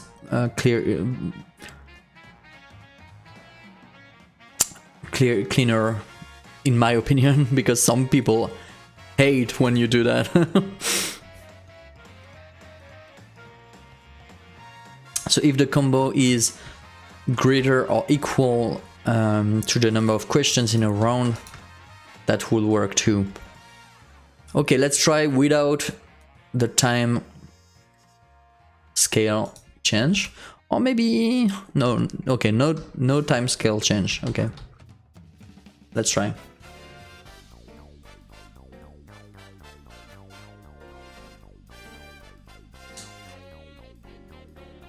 So the perfect round bonus is if you have no mistake for all the questions in one round, then you get a bonus. That way, it adds some tension because you're like, I cannot. So yeah, for instance, if you failed the first round, then the second one you're like, okay, if I get a streak of 5 questions, I have a bonus and I can get back on track, you know? That's how I see it.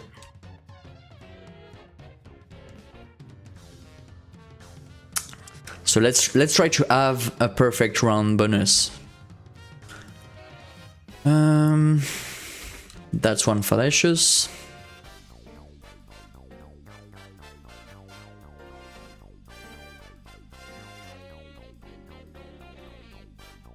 That's one fallacious too.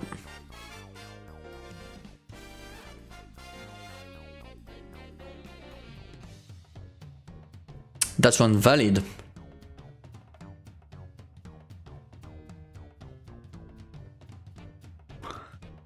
I have an uncle who is 83 years old and he's been smoking since he was 17, so I won't worry about it. That's fallacious.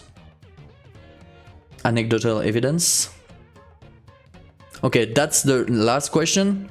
Just because we've never done it, it doesn't mean it's impossible. That's valid. And I got the perfect round bonus. It worked. I think it's a great addition to the game. Let's see if it works for the second one. Never join us for lunch. We were wondering if you wanted to come. Oh, yeah, that's valid.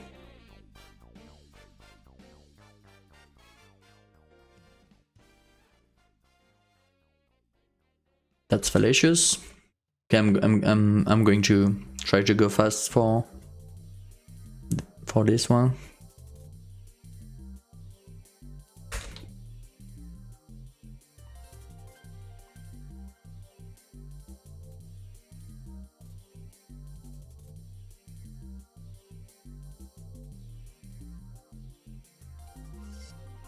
Okay, let's see if it works for the second one.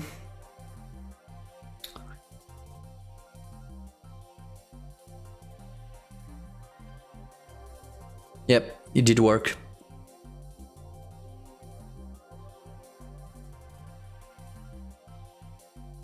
Okay, so that really makes rounds make sense now. Because now you want to have a perfect round. That really works.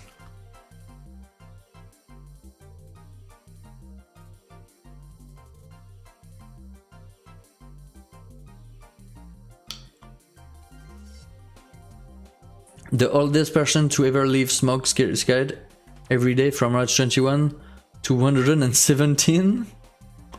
So if I smoke, I will live a long time. That's the maximum.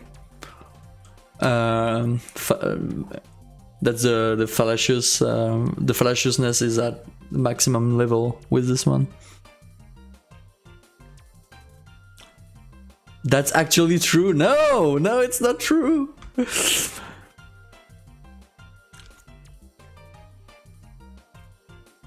No, it was valid. No, we will not have the perfect game.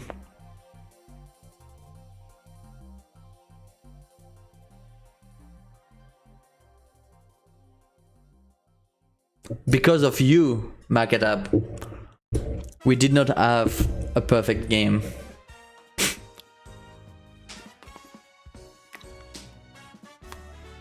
Oh no.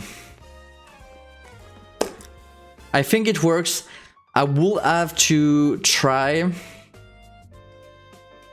I would have to try to make a perfect to make sure it works, but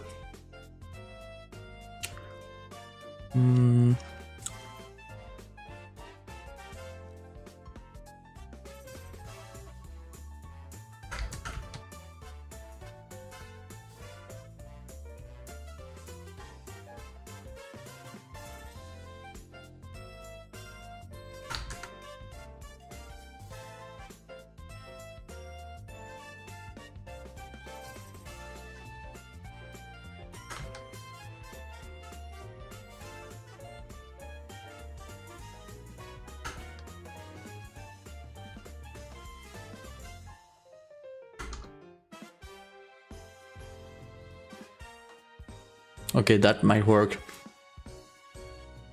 So I need to try.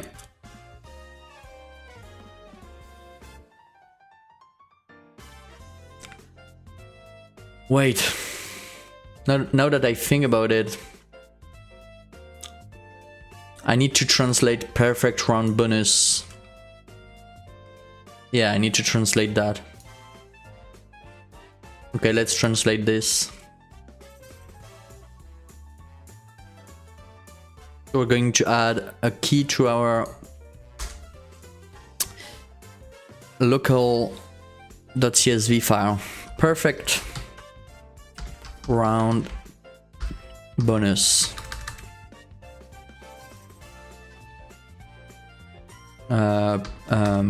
Message.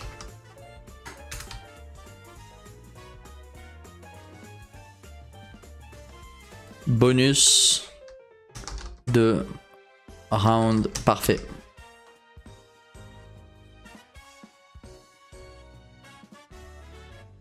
In French. Now that we have this string here, we can go back here and instead of using our string, we use tr, our key. That will translate our key. Okay. Okay, cool. So I think the perfect round is working. Perfect round system is working. Now I need to make it optional to let people choose to not use it if they want in a custom game. So let's go back to the custom game menu.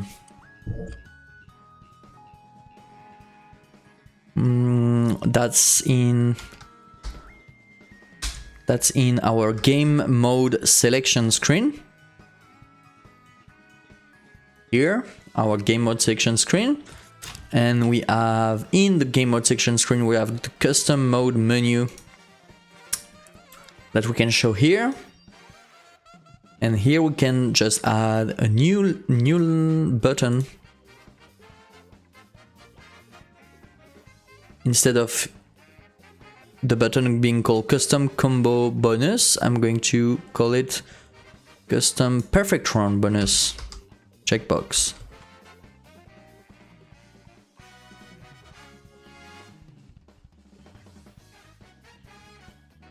Perfect round bonus. And we need to add a new string for this. And it will just remove the exclamation mark at the end.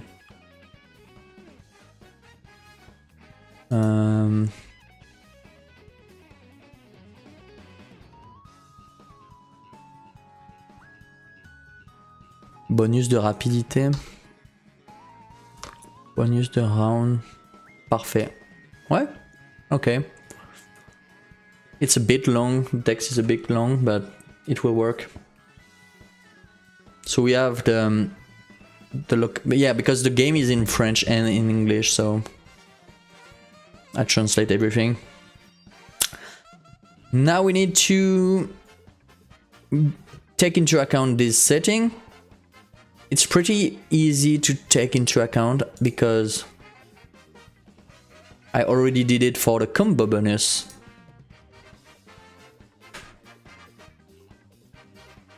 Perfect round bonus.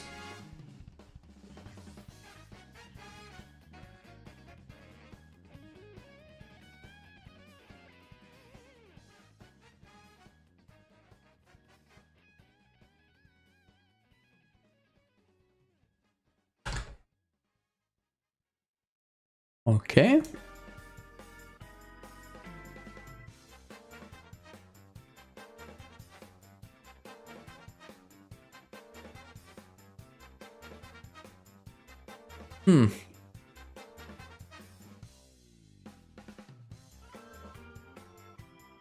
That's strange.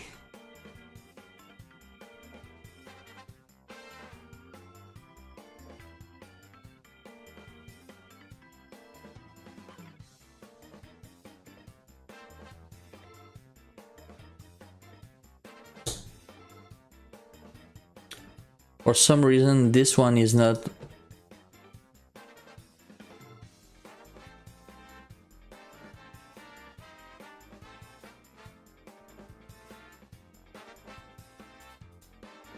Oh, okay.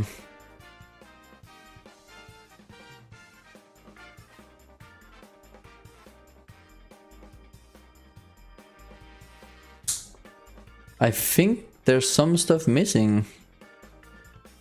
Wait, let me check.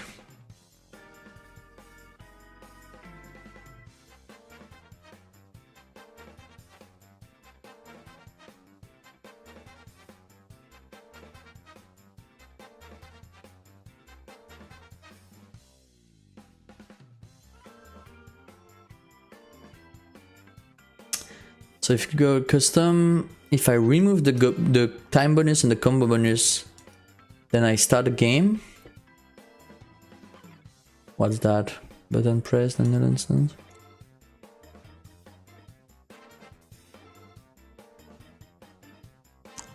Oh, I forgot to access as unique name.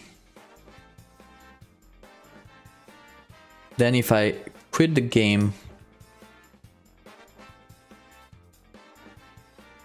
Okay, I have an issue here. Okay. I did not initiate. I never initiate this value for any of those ones.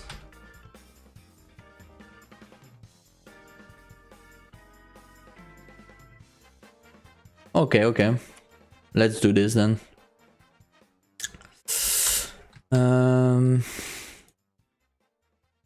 That's weird.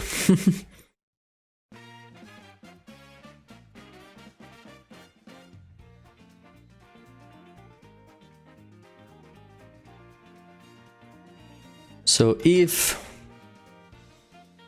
I need to copy more than this.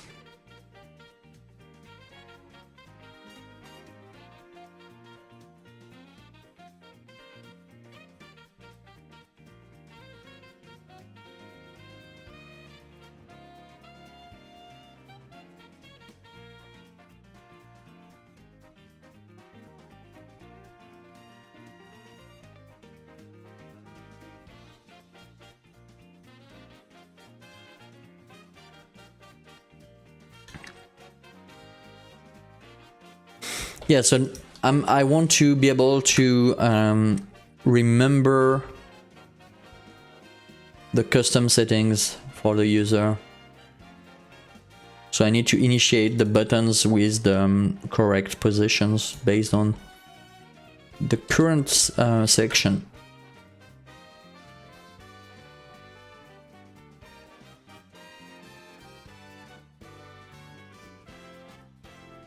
That might work. That might work. Combo. Boom.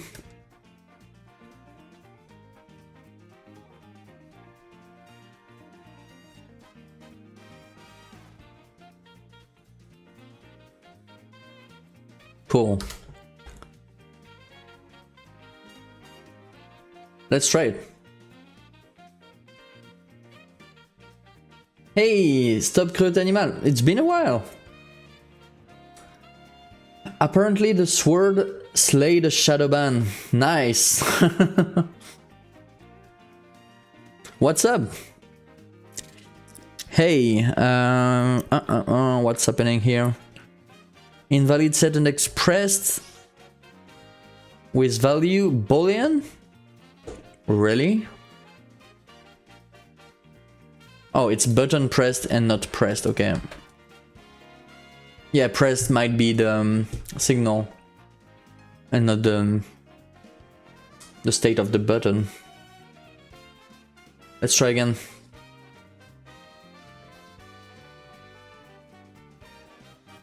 Yeah, it's been a while. Yeah. Start game. Custom. Let's remove all of this.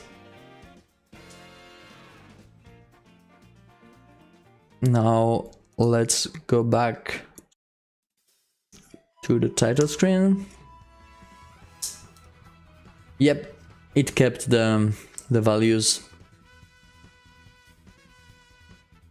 Let's try again then. So we shouldn't have any time bonus, perfect round bonus, or combo bonus.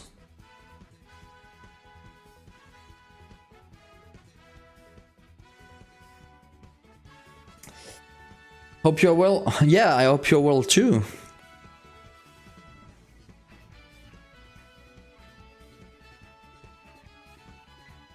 Let's try to have only success. See, you don't have the bonuses here. But I want to see if we still have the perfect round bonus. Because that would be bad.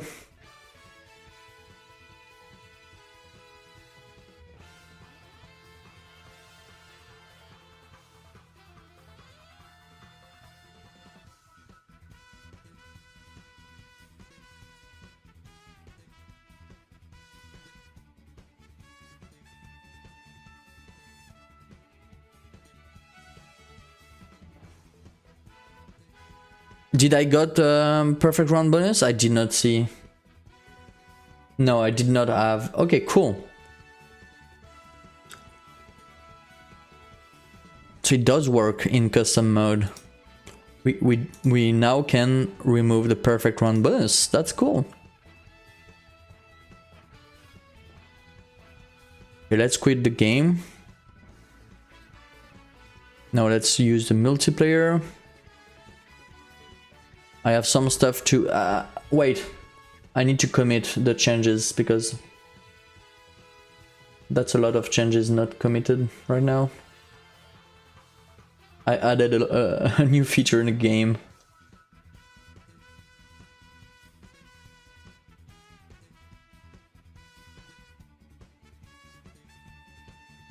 Add perfect round bonus.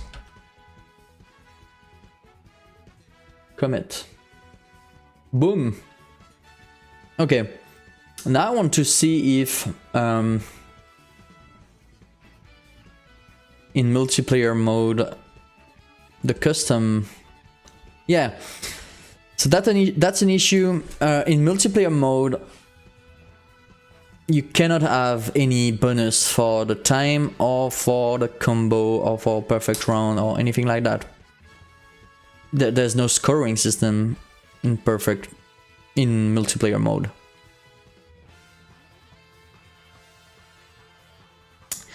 So what I should do is remove those buttons in multiplayer mode. Let's do this, I guess.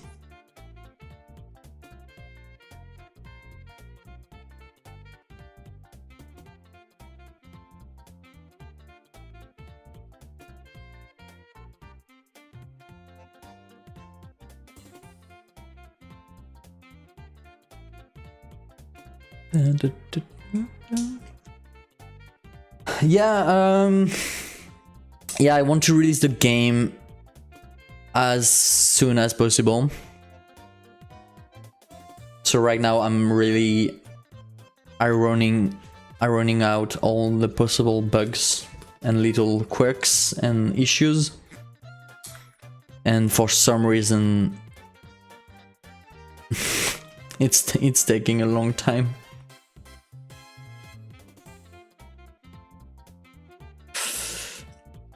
But we're getting there. Honestly, it's not that far from being ready. I think you've seen the game. I think it's pretty close.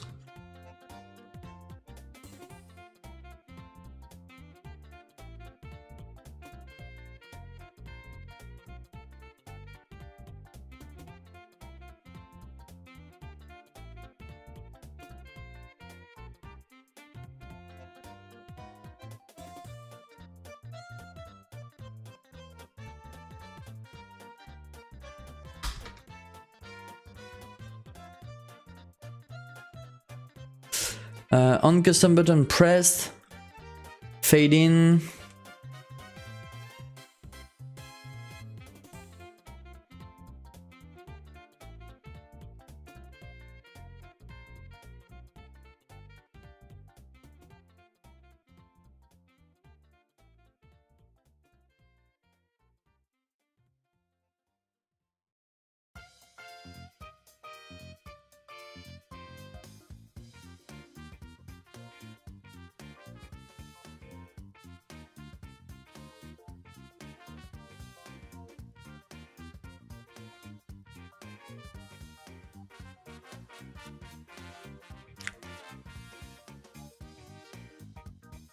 Okay, we need to hide all the multiplayer. So if... You know what? Let's select the multiplayer buttons. I think we can just add them to a group and just hide all the elements of this group. If yeah, that's the best way of doing this. We're going to go to the groups, and we're going to add multiplayer exclude from multiplayer. So we're going to add all those settings to a new group called exclude from multiplayer.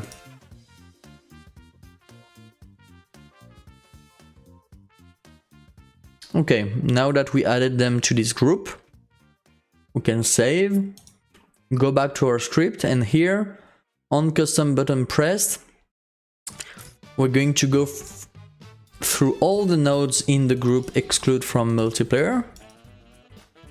Only if... No. Yeah.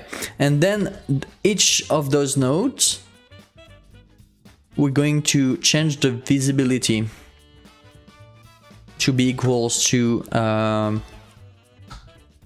gameplay multi.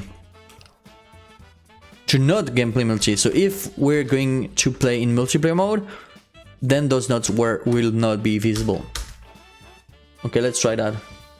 Hey, Surf Daddy Rock.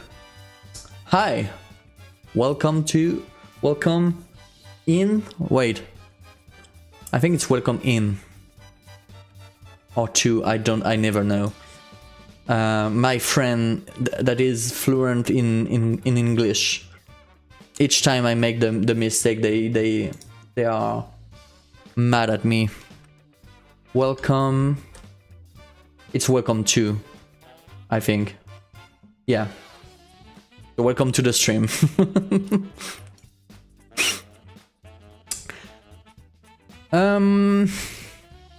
Yeah, so let's try custom mode. Oh no, what's happening? The game is not responding. Something's wrong. Okay, let's quit the game. Let's quit the game. What did I do?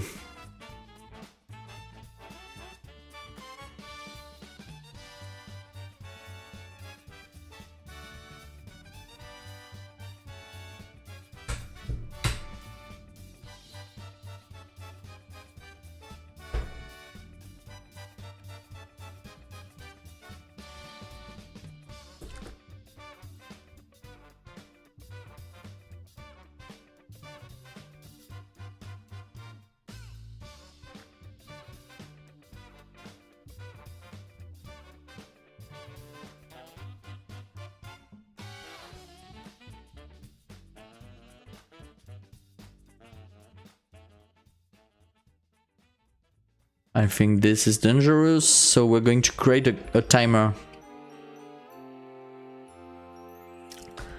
Get tree. Timer, create timer. It's going to be 1 second. Or maybe 2, yeah, 1 second. Timeout. Timer.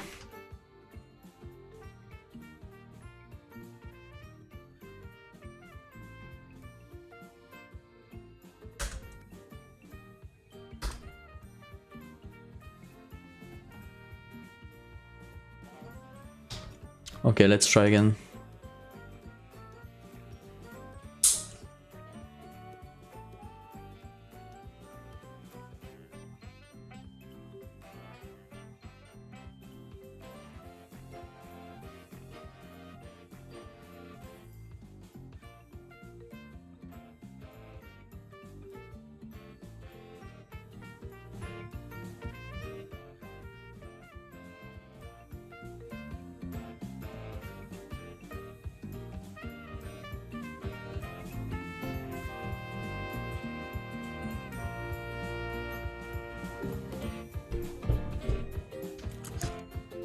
Okay, so yeah, now it's really not working. What's happening?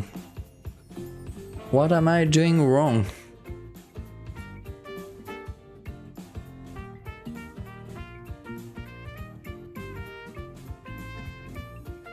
Is the issue from here?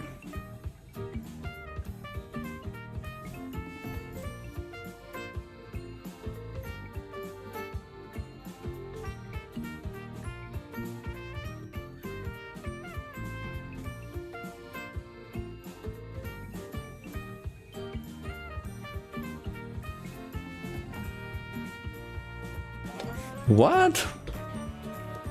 Oh, wait.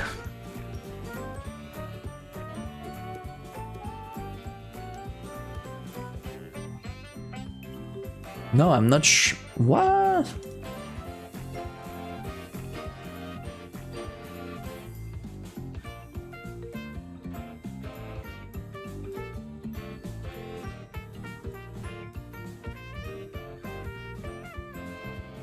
What? It's exactly what I was telling you before. I try to fix bugs and I create even bigger problems by doing so. How the custom menu is not even working anymore. Okay, now it's working. Let's try to add the code back.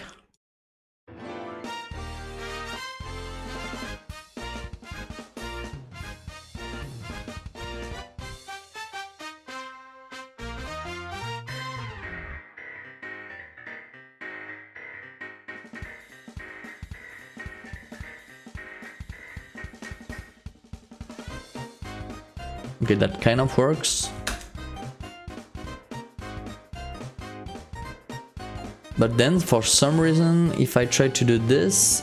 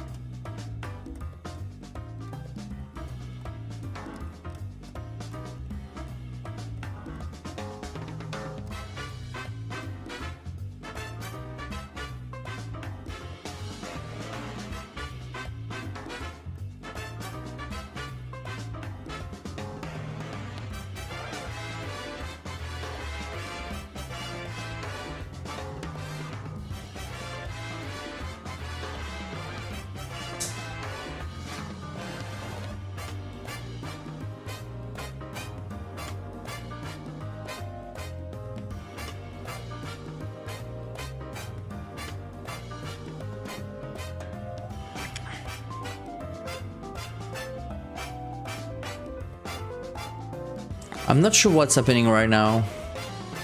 Why is the game blocked like this?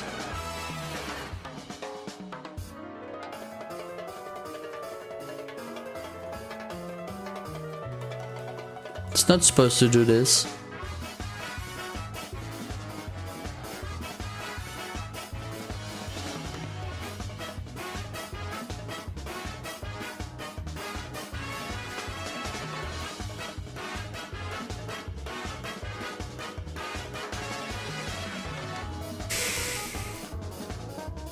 For some reason, when it was in here, it was working just fine, which is really strange to me because that was an error that wasn't supposed to work.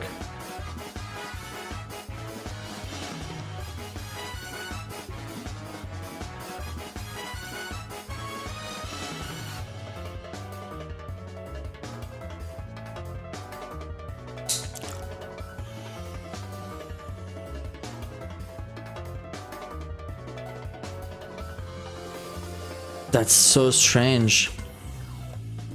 That's not supposed to work.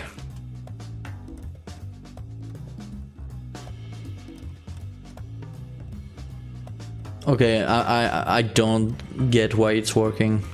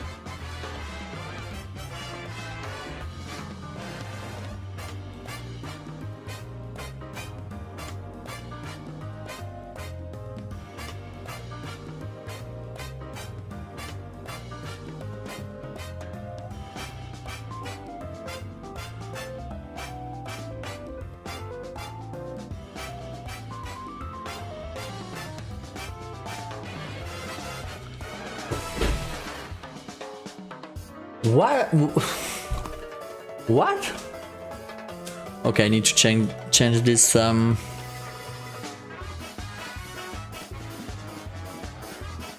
this code here.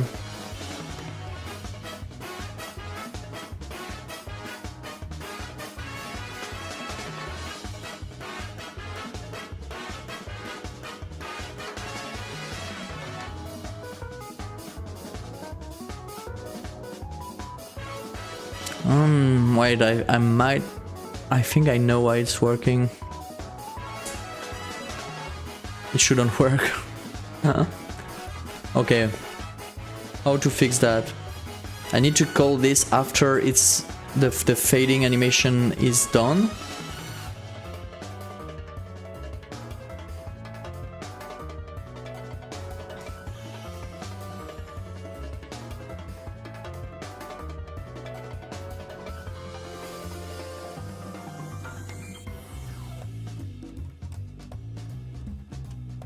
So I'm going to wait for the animation player to be done. Animation finished.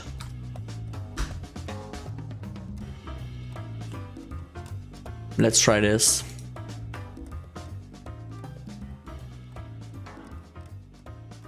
After the animation is finished, I should be able to grab the focus of the other button.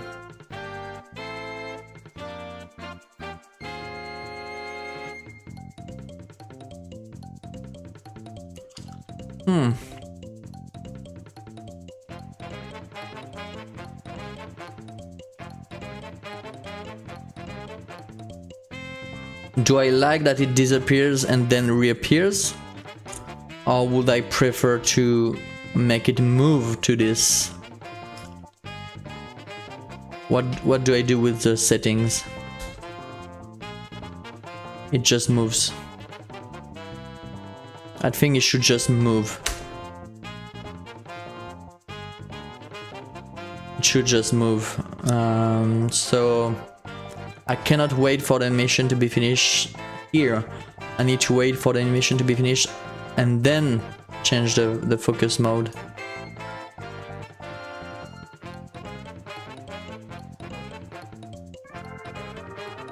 Okay, let's try that. Oh, I don't like to wait. I have to wait. Can I change the can I grab the focus directly?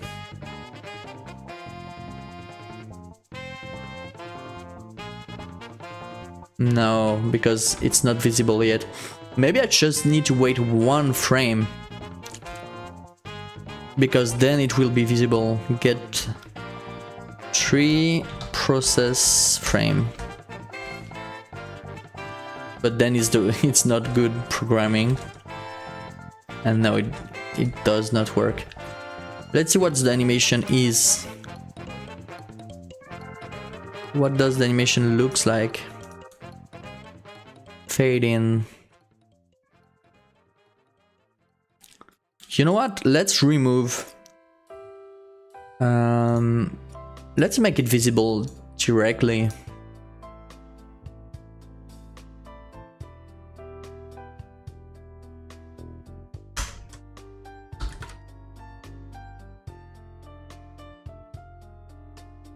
That way we can click on the button.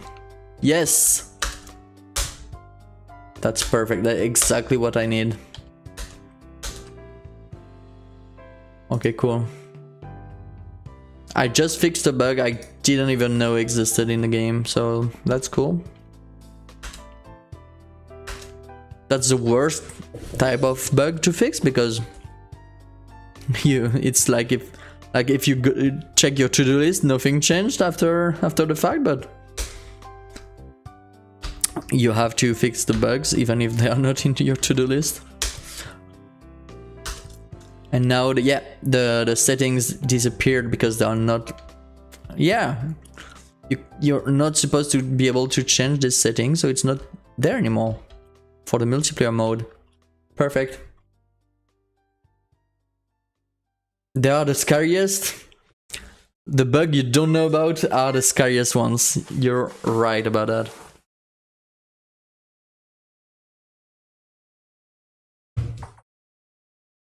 Okay, let's add this to the commit list.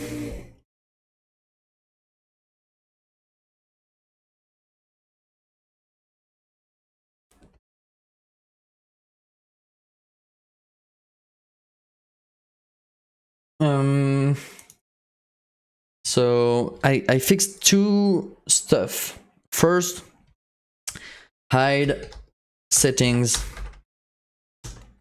for hide score settings in multiplayer mode, in multiplayer custom mode. Okay, but I also fix the bug with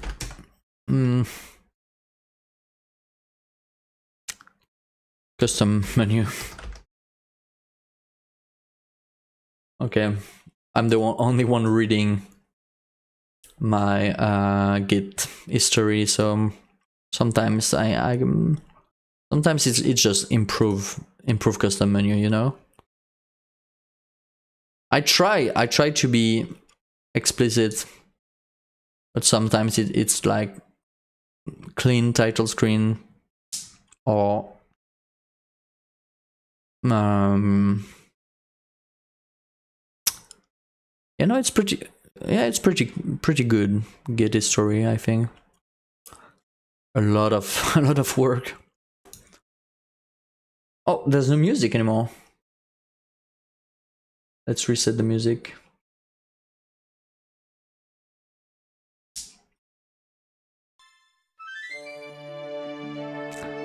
Let's go. Next, I think next is, so yeah, perfect round bonus is done.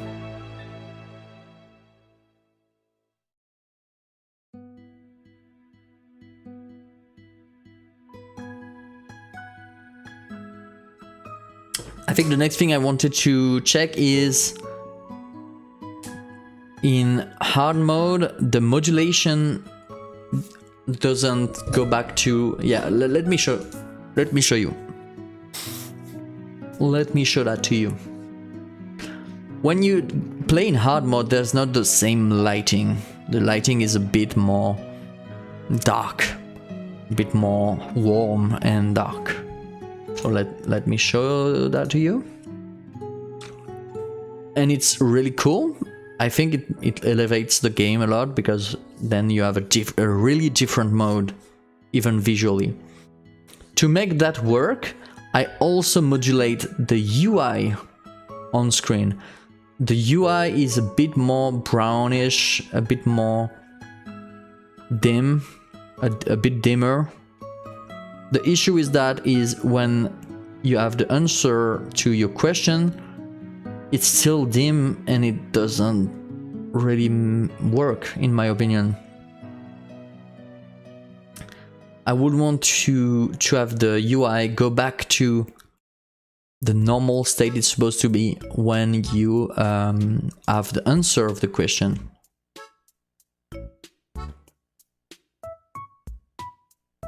So that's what I want to change. So let's see how to do this. We're going to go back to our quiz scene.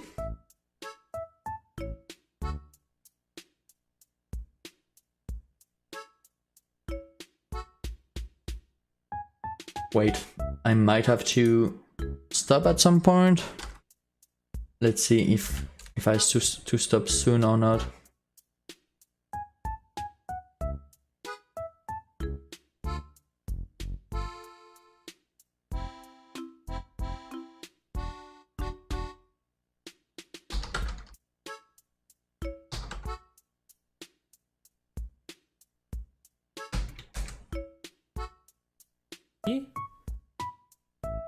Oui, c'était pour retirer un siège ORN, oui. Mais personne n'a jamais prétendu que c'était pour autre chose. Personne n'a dit.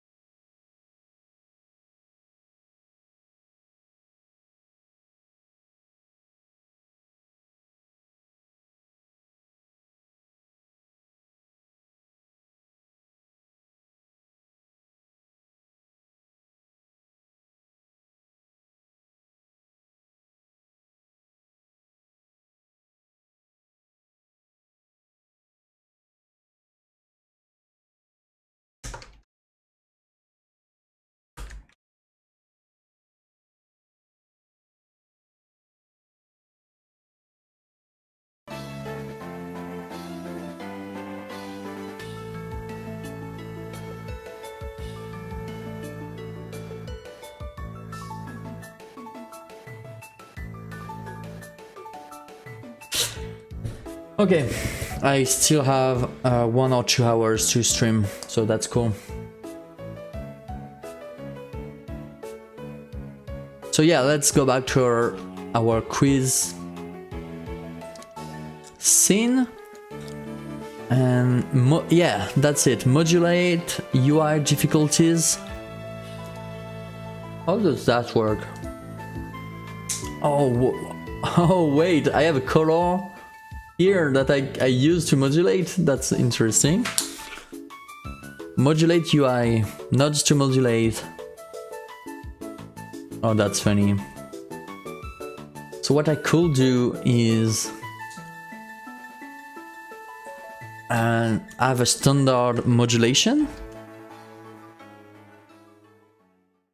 Modulate UI standard.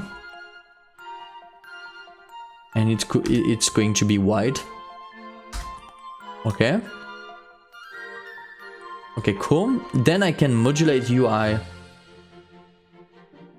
and change it to the value that I want. That's nice. Okay, I think it's going to be easy. Let's see.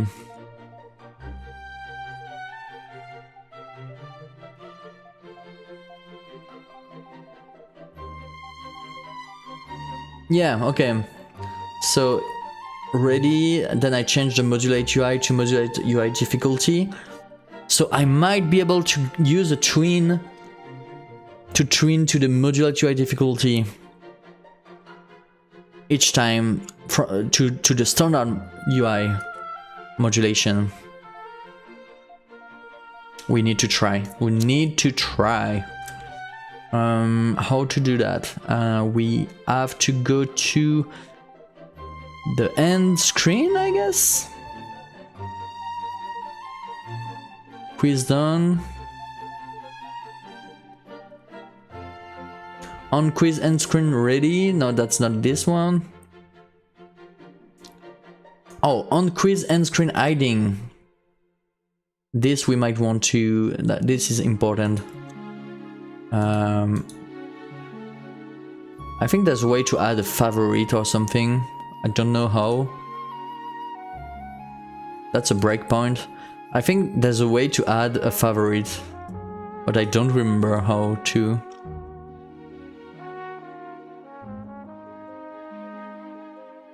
I never done it. I saw someone doing this on Blue Sky or something. Line.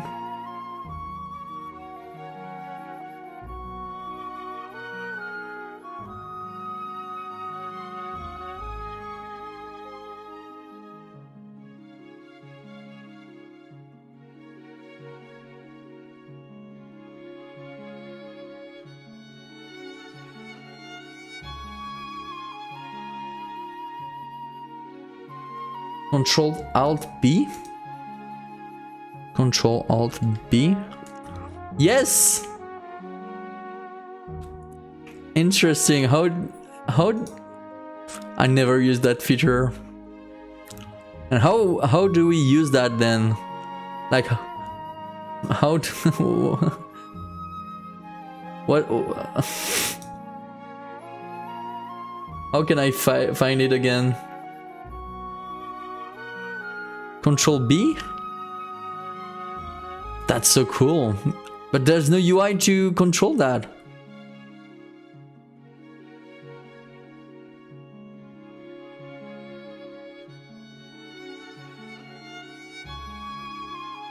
That's interesting.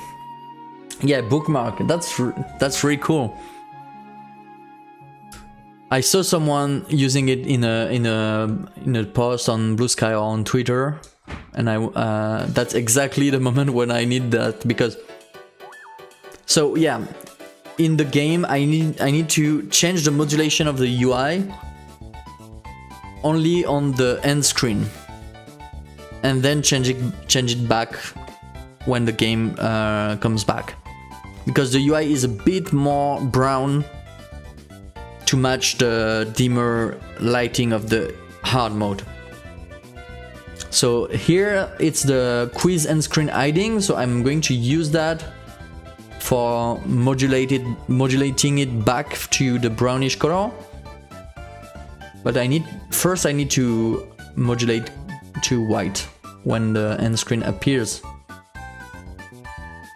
I need to find, yeah, end quiz, that's it. End quiz. Where do I call my animation player? Yeah, that's it.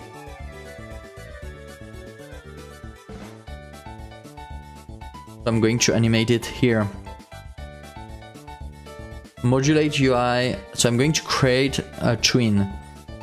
Create tween.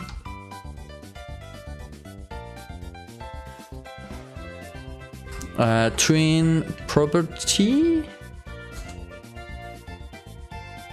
Self, and the property is going to be modulate UI, and the color is supposed to be the modulate UI standard. How much time? Let's try 1 second, and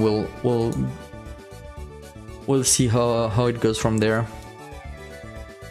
Okay, now let's use the bookmark then. Oh, that's really cool. So on quiz and screen hiding, I call it again, but instead this time I'm setting it back to the difficulty modulation color. Okay, let's see if it works.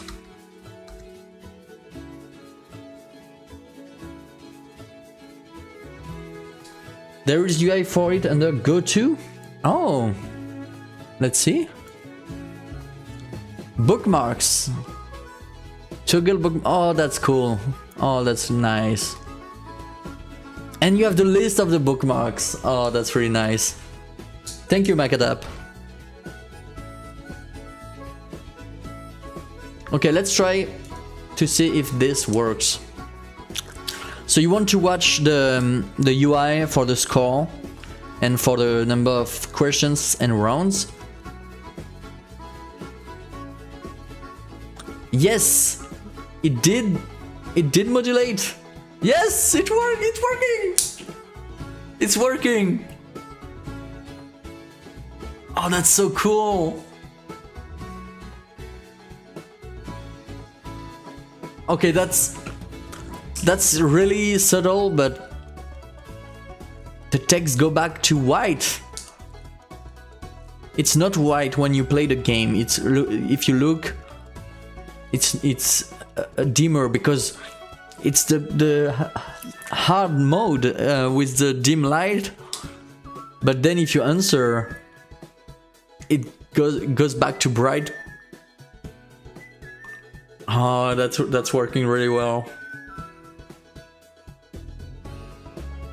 I think 1 second is good. I think we don't need to change that.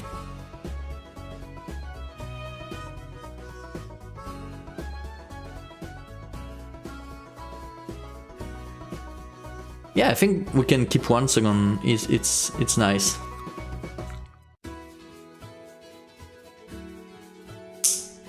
And for some reason it's a linear transition.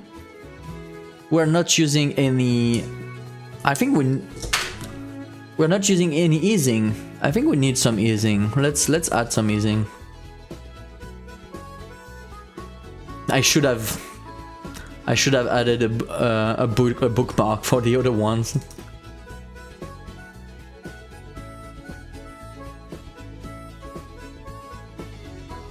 Let's add a bookmark for this one. Oh, that's so cool. So yeah, let's change the easing out, and the trans function. Cubic is a good one. Maybe a bit steep, but we'll see. Let's copy this, go to the other bookmark. Oh, that's cool. I think I'm going to use this a lot. Okay. Boom. Save. Resume.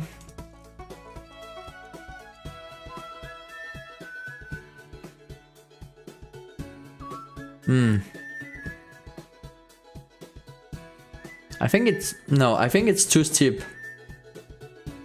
I think it's too steep. So we need to change the trans function. Let me get my cheat sheet. I have it somewhere on Blue Sky. I posted it recently on Blue Sky.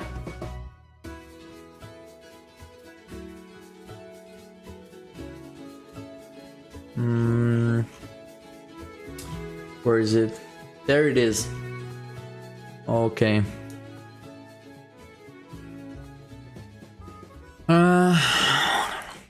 So we were, so linear was good, but knowing that I'm using linear, I don't feel good because there's no easing at all. I want some easing, but then we shifted to cubic, and cubic is too too steep. It goes way too fast on the middle. Even with easy out, yeah, it's too fast. So we need some middle ground. I think sine is good. Sine is good. Okay, sine. Let's use sine.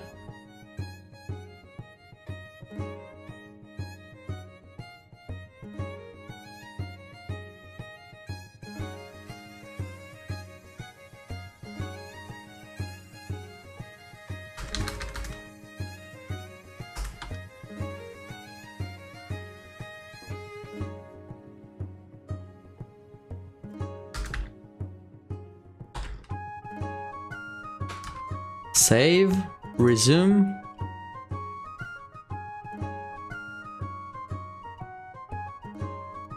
Oh, there's an issue. Bad address index.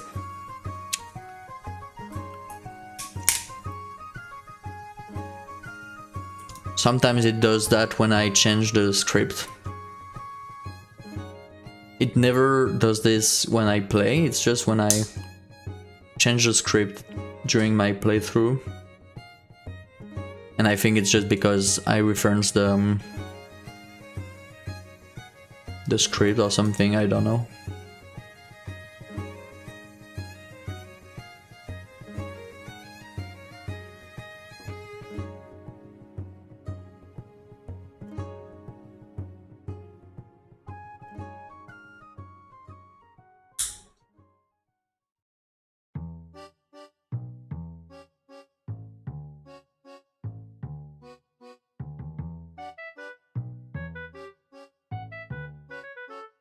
Yeah, that works. Haha, that's so cool.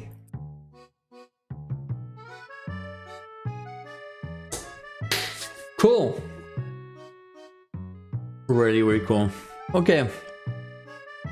I can check that on my to-do list. Let's commit this. See, again, I had I was able to change. Okay, just so you understand, I was able to just create a twin property for this property because I already created my property modulate UI. Instead of doing it by hand and changing the modulation for each one of the elements, I created a property called modulate UI.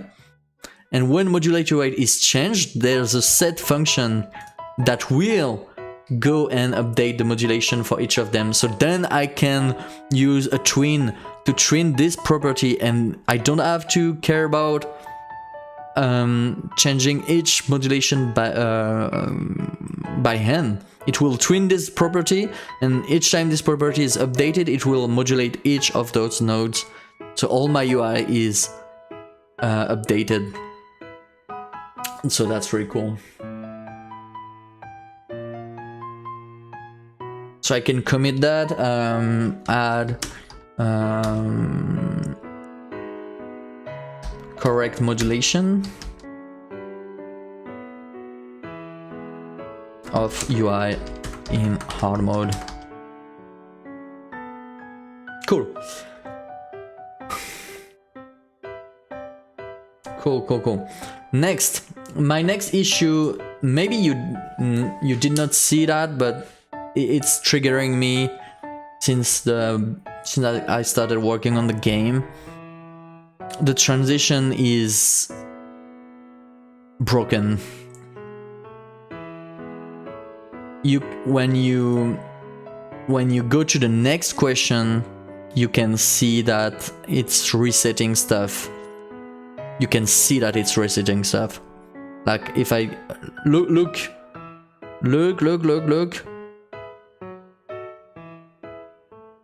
No, okay, we did not see anything this time, but we're going to see. What? No, I did not want to do that. Okay, you're going to see. Okay, this time it worked. It's the demo effect.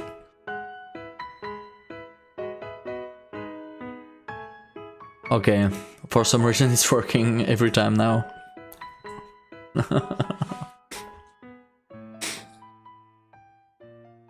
You know what? Okay, why not? It's working.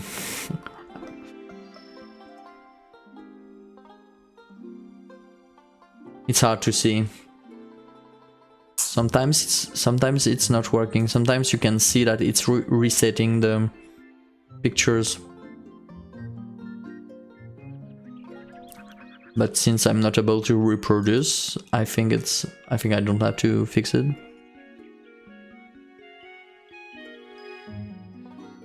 Yeah, okay.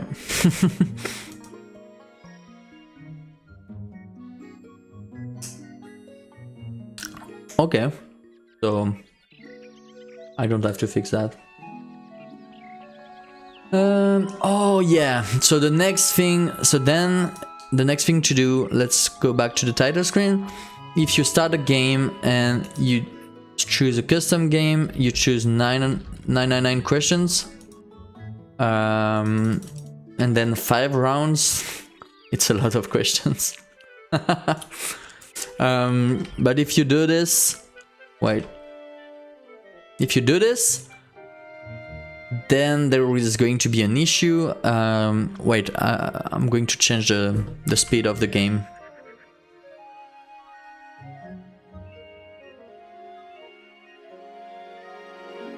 Let's change the speed of the game.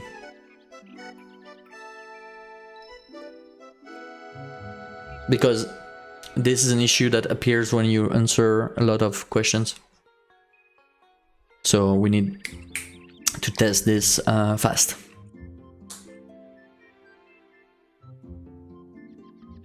Let's remove the timer. And let's use 999 questions and 5 rounds. Let's go. So everything's working right now.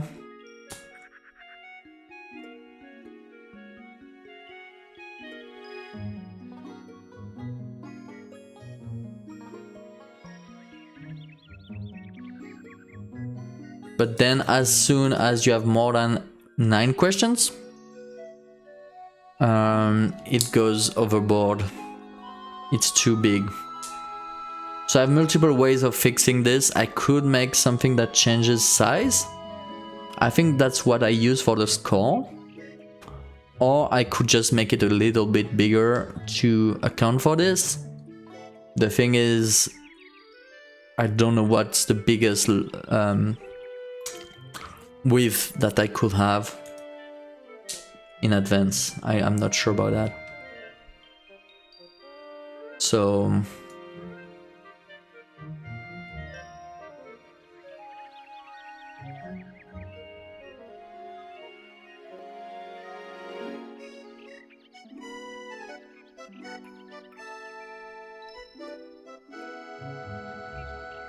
see, that's quite big. So let's try to understand why my score is working, because my score, I can change my score and it will increase the size of the thing inside it. See? Yeah, maybe it's not a great example.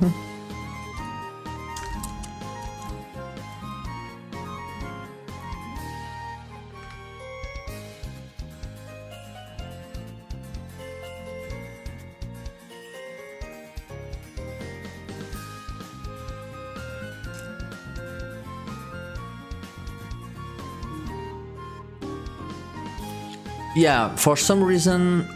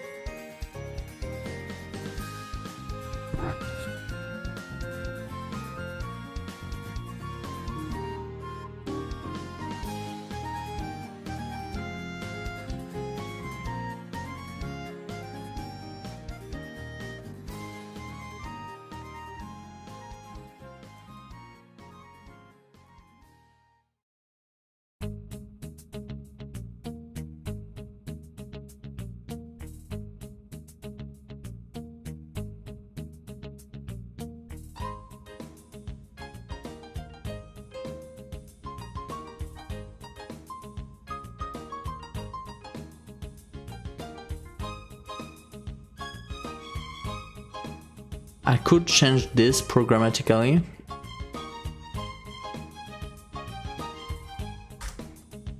I think that might be the easiest way of doing this.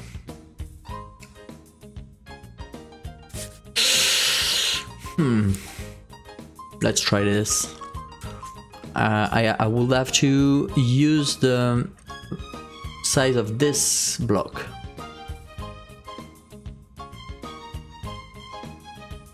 You know what? I think I could use the position of this block to update the other one. Let's try to do that. Let's rename that to question label or something.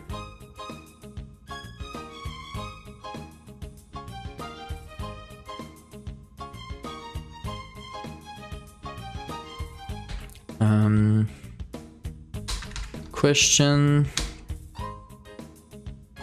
count label.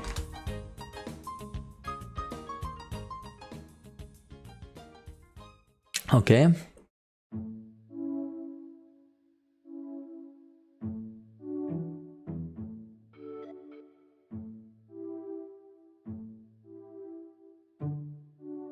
That will be in the process script. Maybe not in the process script, maybe just when I update the value. And I update the value. When do I update this value? When I change question? When I call next question, I think. Next quiz.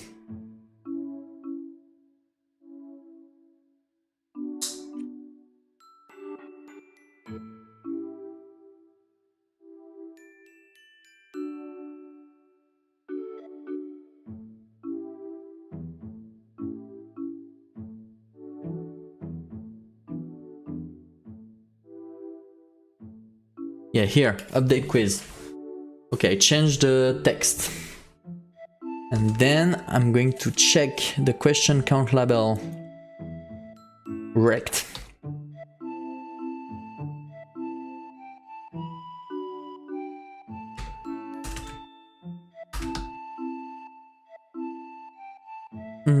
Position?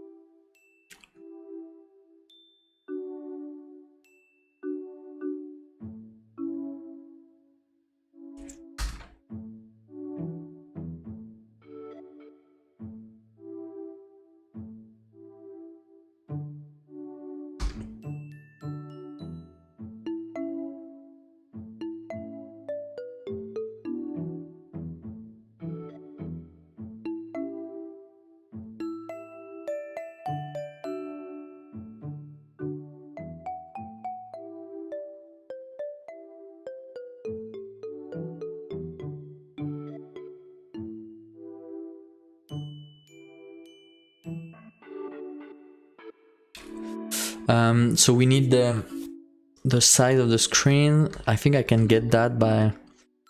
Oh no, wait, I don't need that.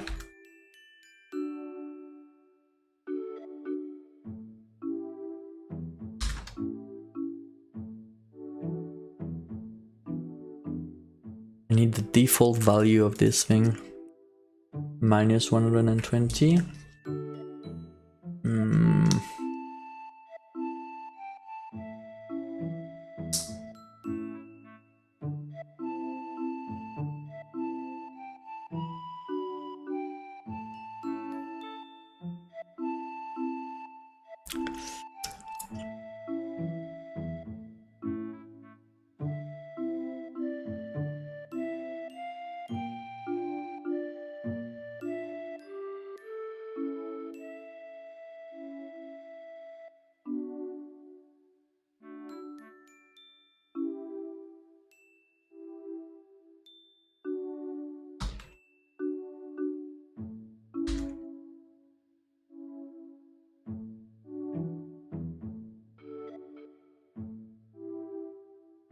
get, how do we use that? Get them override constants or something like that? Get them, get override, override.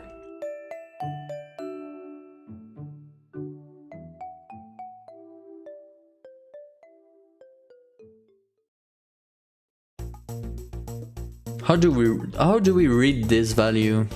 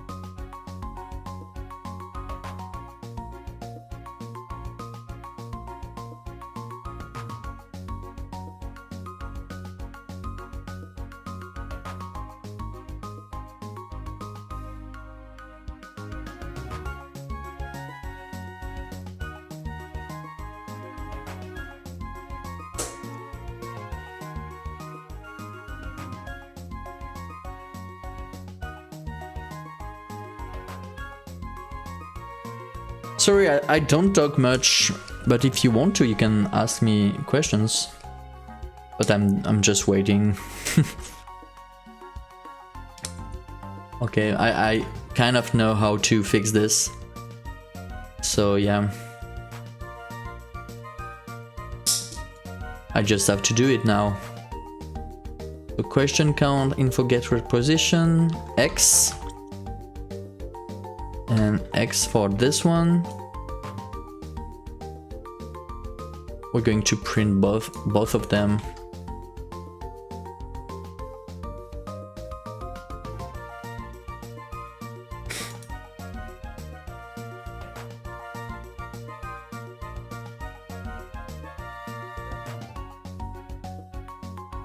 Zero. Do I need to use global rect? Might have to use global rect instead of just rect.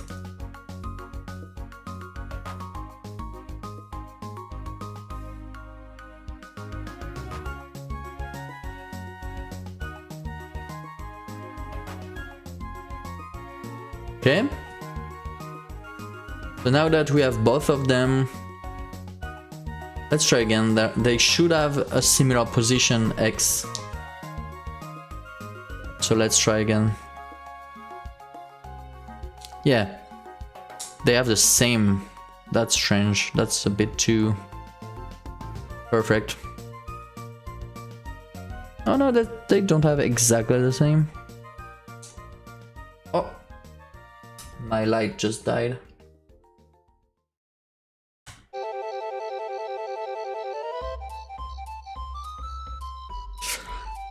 So what we want to do now is, if the question count label position X is inferior, lesser than our other position, you know what? Let's create variables, because if we, yeah, let's create variables. So it's going to be question left edge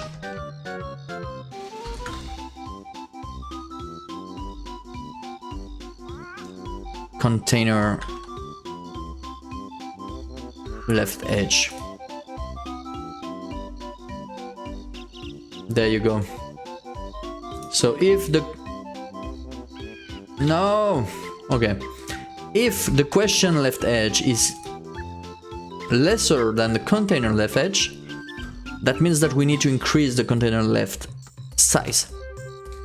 To do this, we already know our margin left. So let's keep that in mind. Margin left equals this. Container margin left.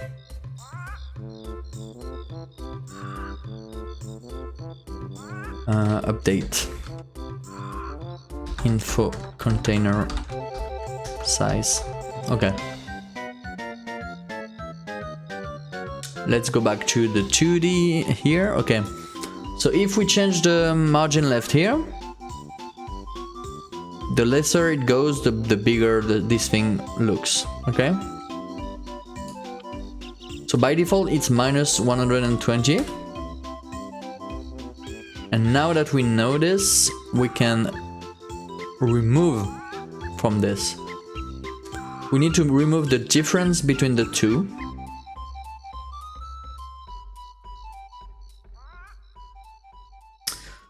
So if I think it makes sense if we do this minus this and we add this to the margin left value.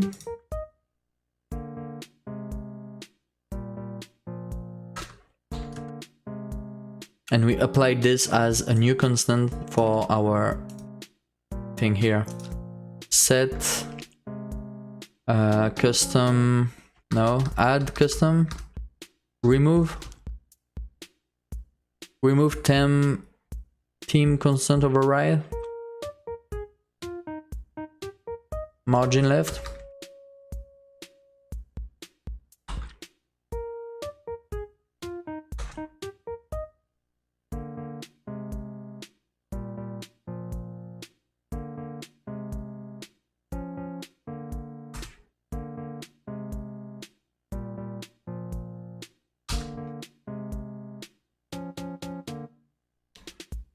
I think it works now. Let's try it.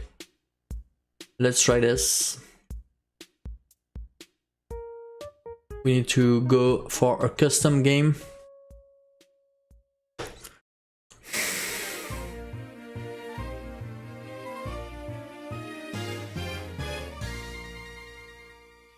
Custom game. No timer and a lot of questions. Okay. Will it work? We might have to tweak a bit to add a threshold or something. Yeah. We have to...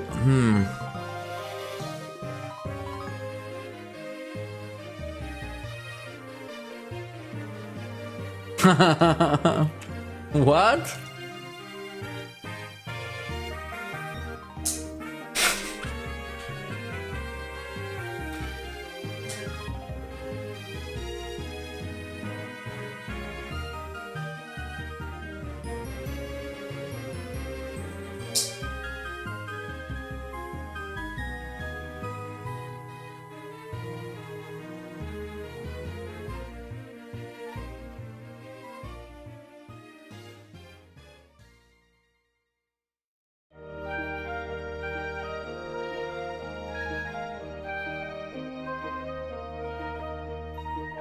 What is the lowest score you ever saw on your game on easy mode? I'm not sure. When I was testing, I entered one, but it was my my problem.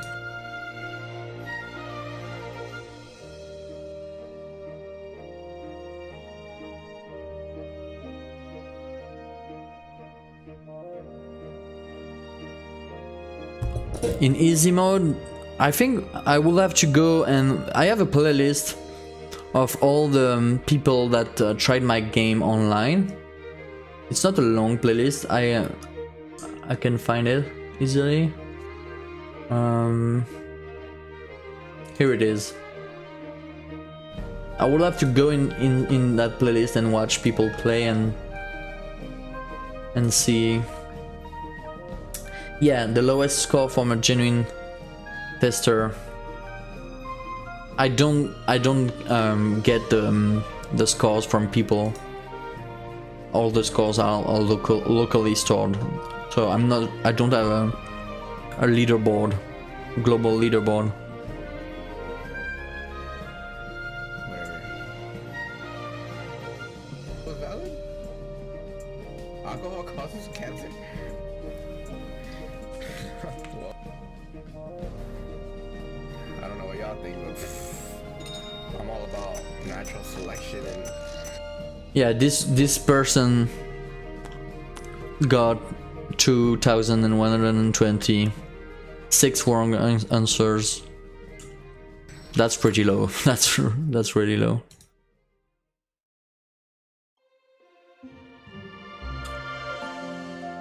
Okay, so that's a bit much. Go back to 30.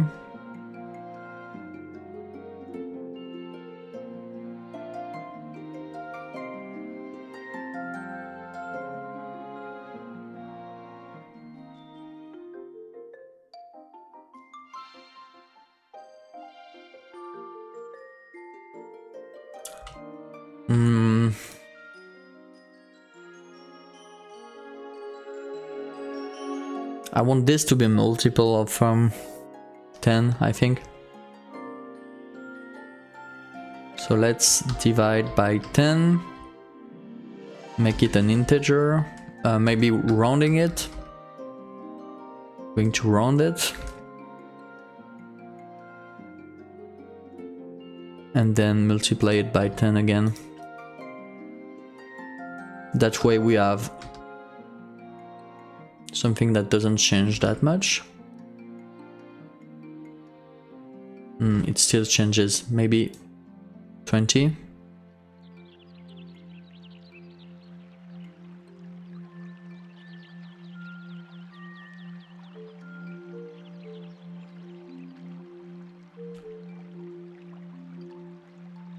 Yeah, I think that works. Oh.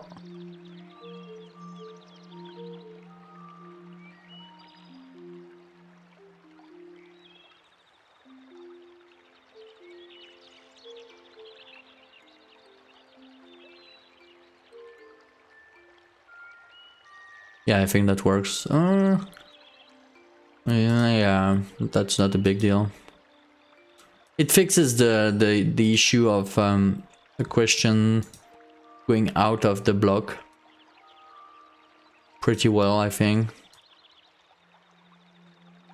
It's not a good way of fixing this, but it's really an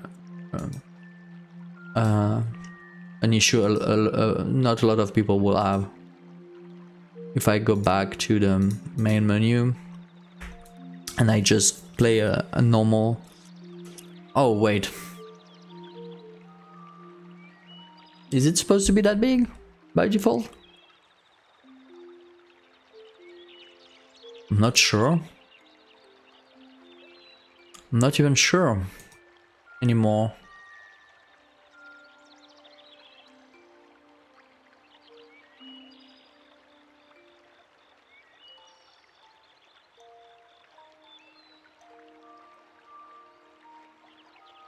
Yeah, it is supposed to be that big, I think. It's a bit bigger than what it's supposed to be. Why?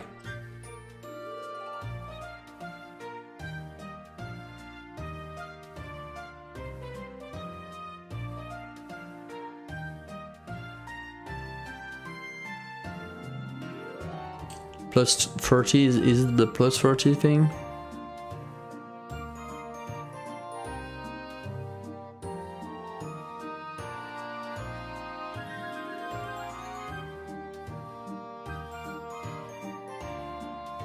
I don't like that.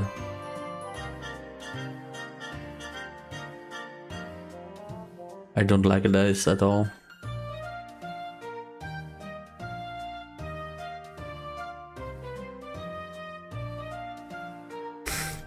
Were you disappointed or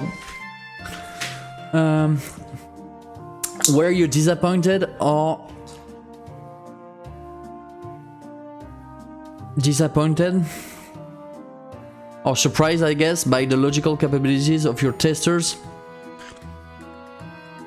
I think I was...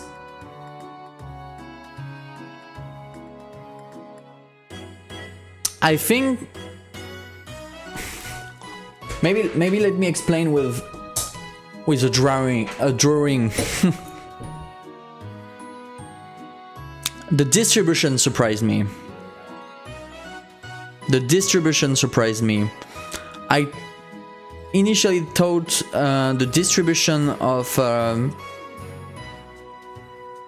the abilities of players will be that there will be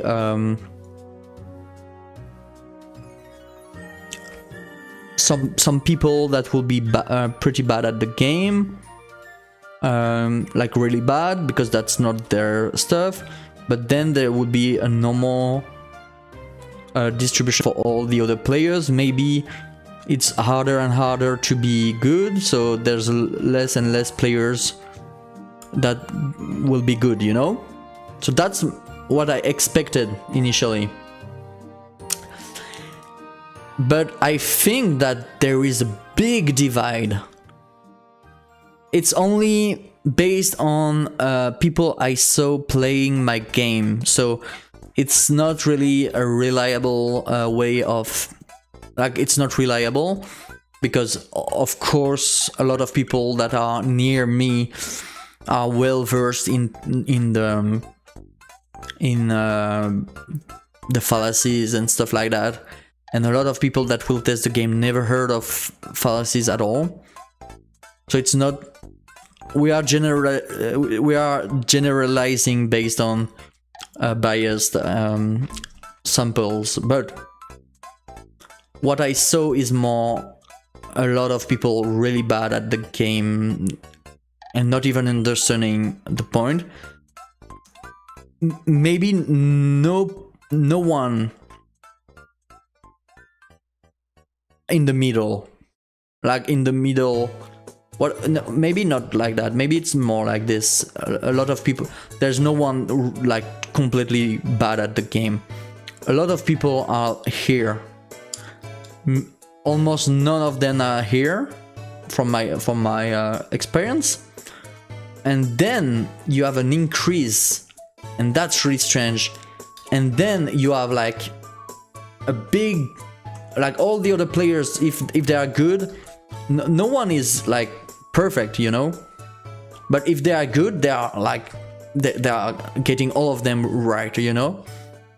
And then they get some of them wrong, and almost no player got everything right from the first time they played it. There's one question that's tricky to them, you know. But if you get 60%, if you get maybe I don't know, 70% of the question good, then you're going to have all of them good for some reason. That's from my experience seeing people play.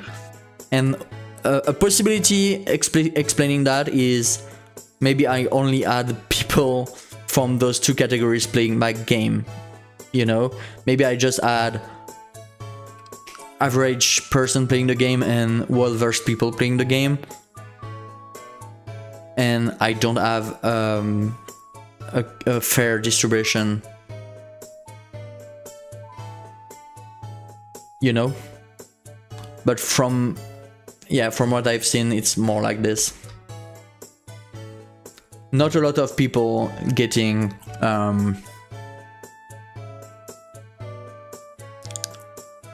no one is getting zero good answer. Like, most people will have at least a third of good answers for sure. And it's a quiz, so you will have some of them good by randomly, you know. But none of I've seen a lot, not many of them being in the middle ground.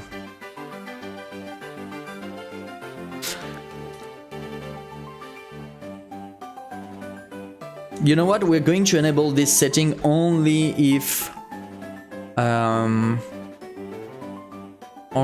you're playing in with the custom rules.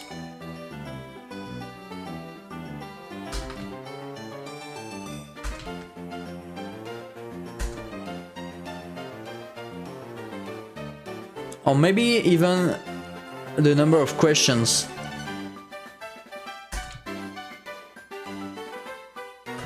Is greater than 9.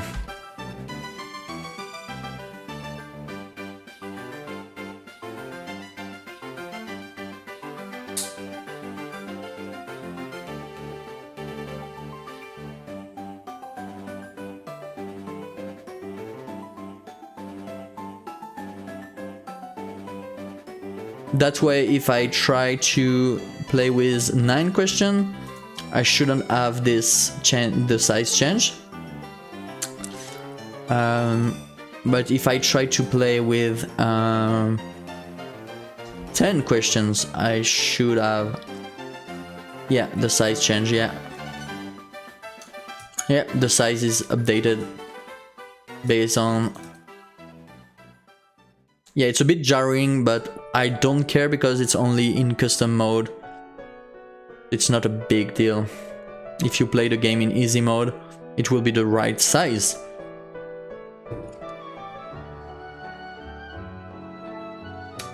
Perfect. I can save this. Let's commit this.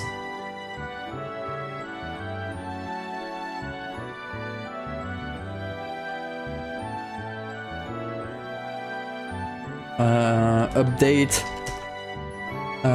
question container when too many questions.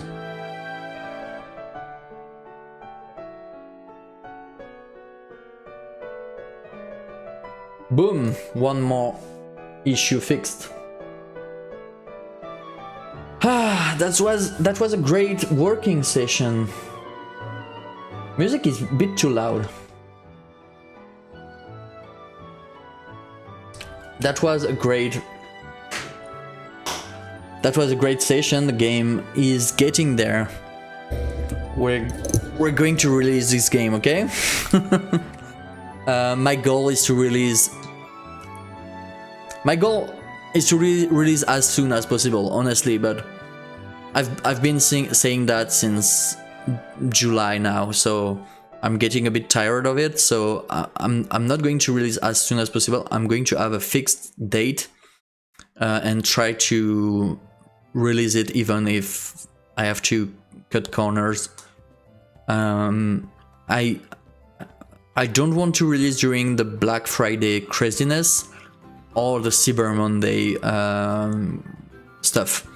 So that makes me that pushes me after the 2nd of December, which is the Cyber Monday. So let's make it, let's say the game is releasing early December. And when I say early, it's if I maybe the 5th of December. I need a date. I need a official date, you know. I cannot really announce a date because I never send anything to Steam for review, and Steam, they are the ones choosing if I can publish or not my build. So I cannot announce a fixed date if I don't have the go from Steam. But then I need to send something to Steam, so I need to send this as soon as possible so that I can fix a date, and then maybe I'll be able to continue working on it. I don't even know. It will be released. Yes, Macadab. You know, Macadab. You know the pain of trying to release something, right? So yeah, thank you very much for watching. It was a nice one. It's been a while, and today I was like, hey, let's go, let's stream. It will be a productive one, and it was a productive stream. What are you saying? Ask Mr. Leptic about Steam release, he'll know. Yeah, I know the process, but I don't know what they will say about my build when I send it to them, you know. But yeah, Elliptic already made a game on Steam. So yeah, have a nice weekend, everyone. It's the weekend soon, so have a nice weekend, and maybe I'll see you soon. Bye, everyone. Oh, can we raid someone? Is there someone to raid? Maybe Mr. Elliptic is there to raid. Yep, we're going to raid the Elliptic.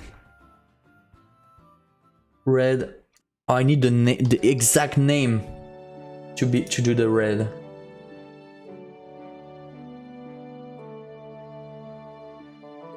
Say hello from me.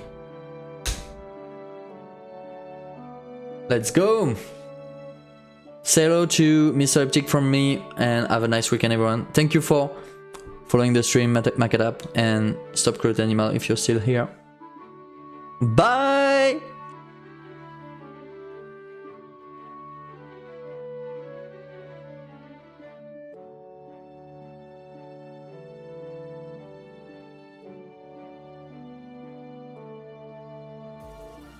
It launched the game in like as a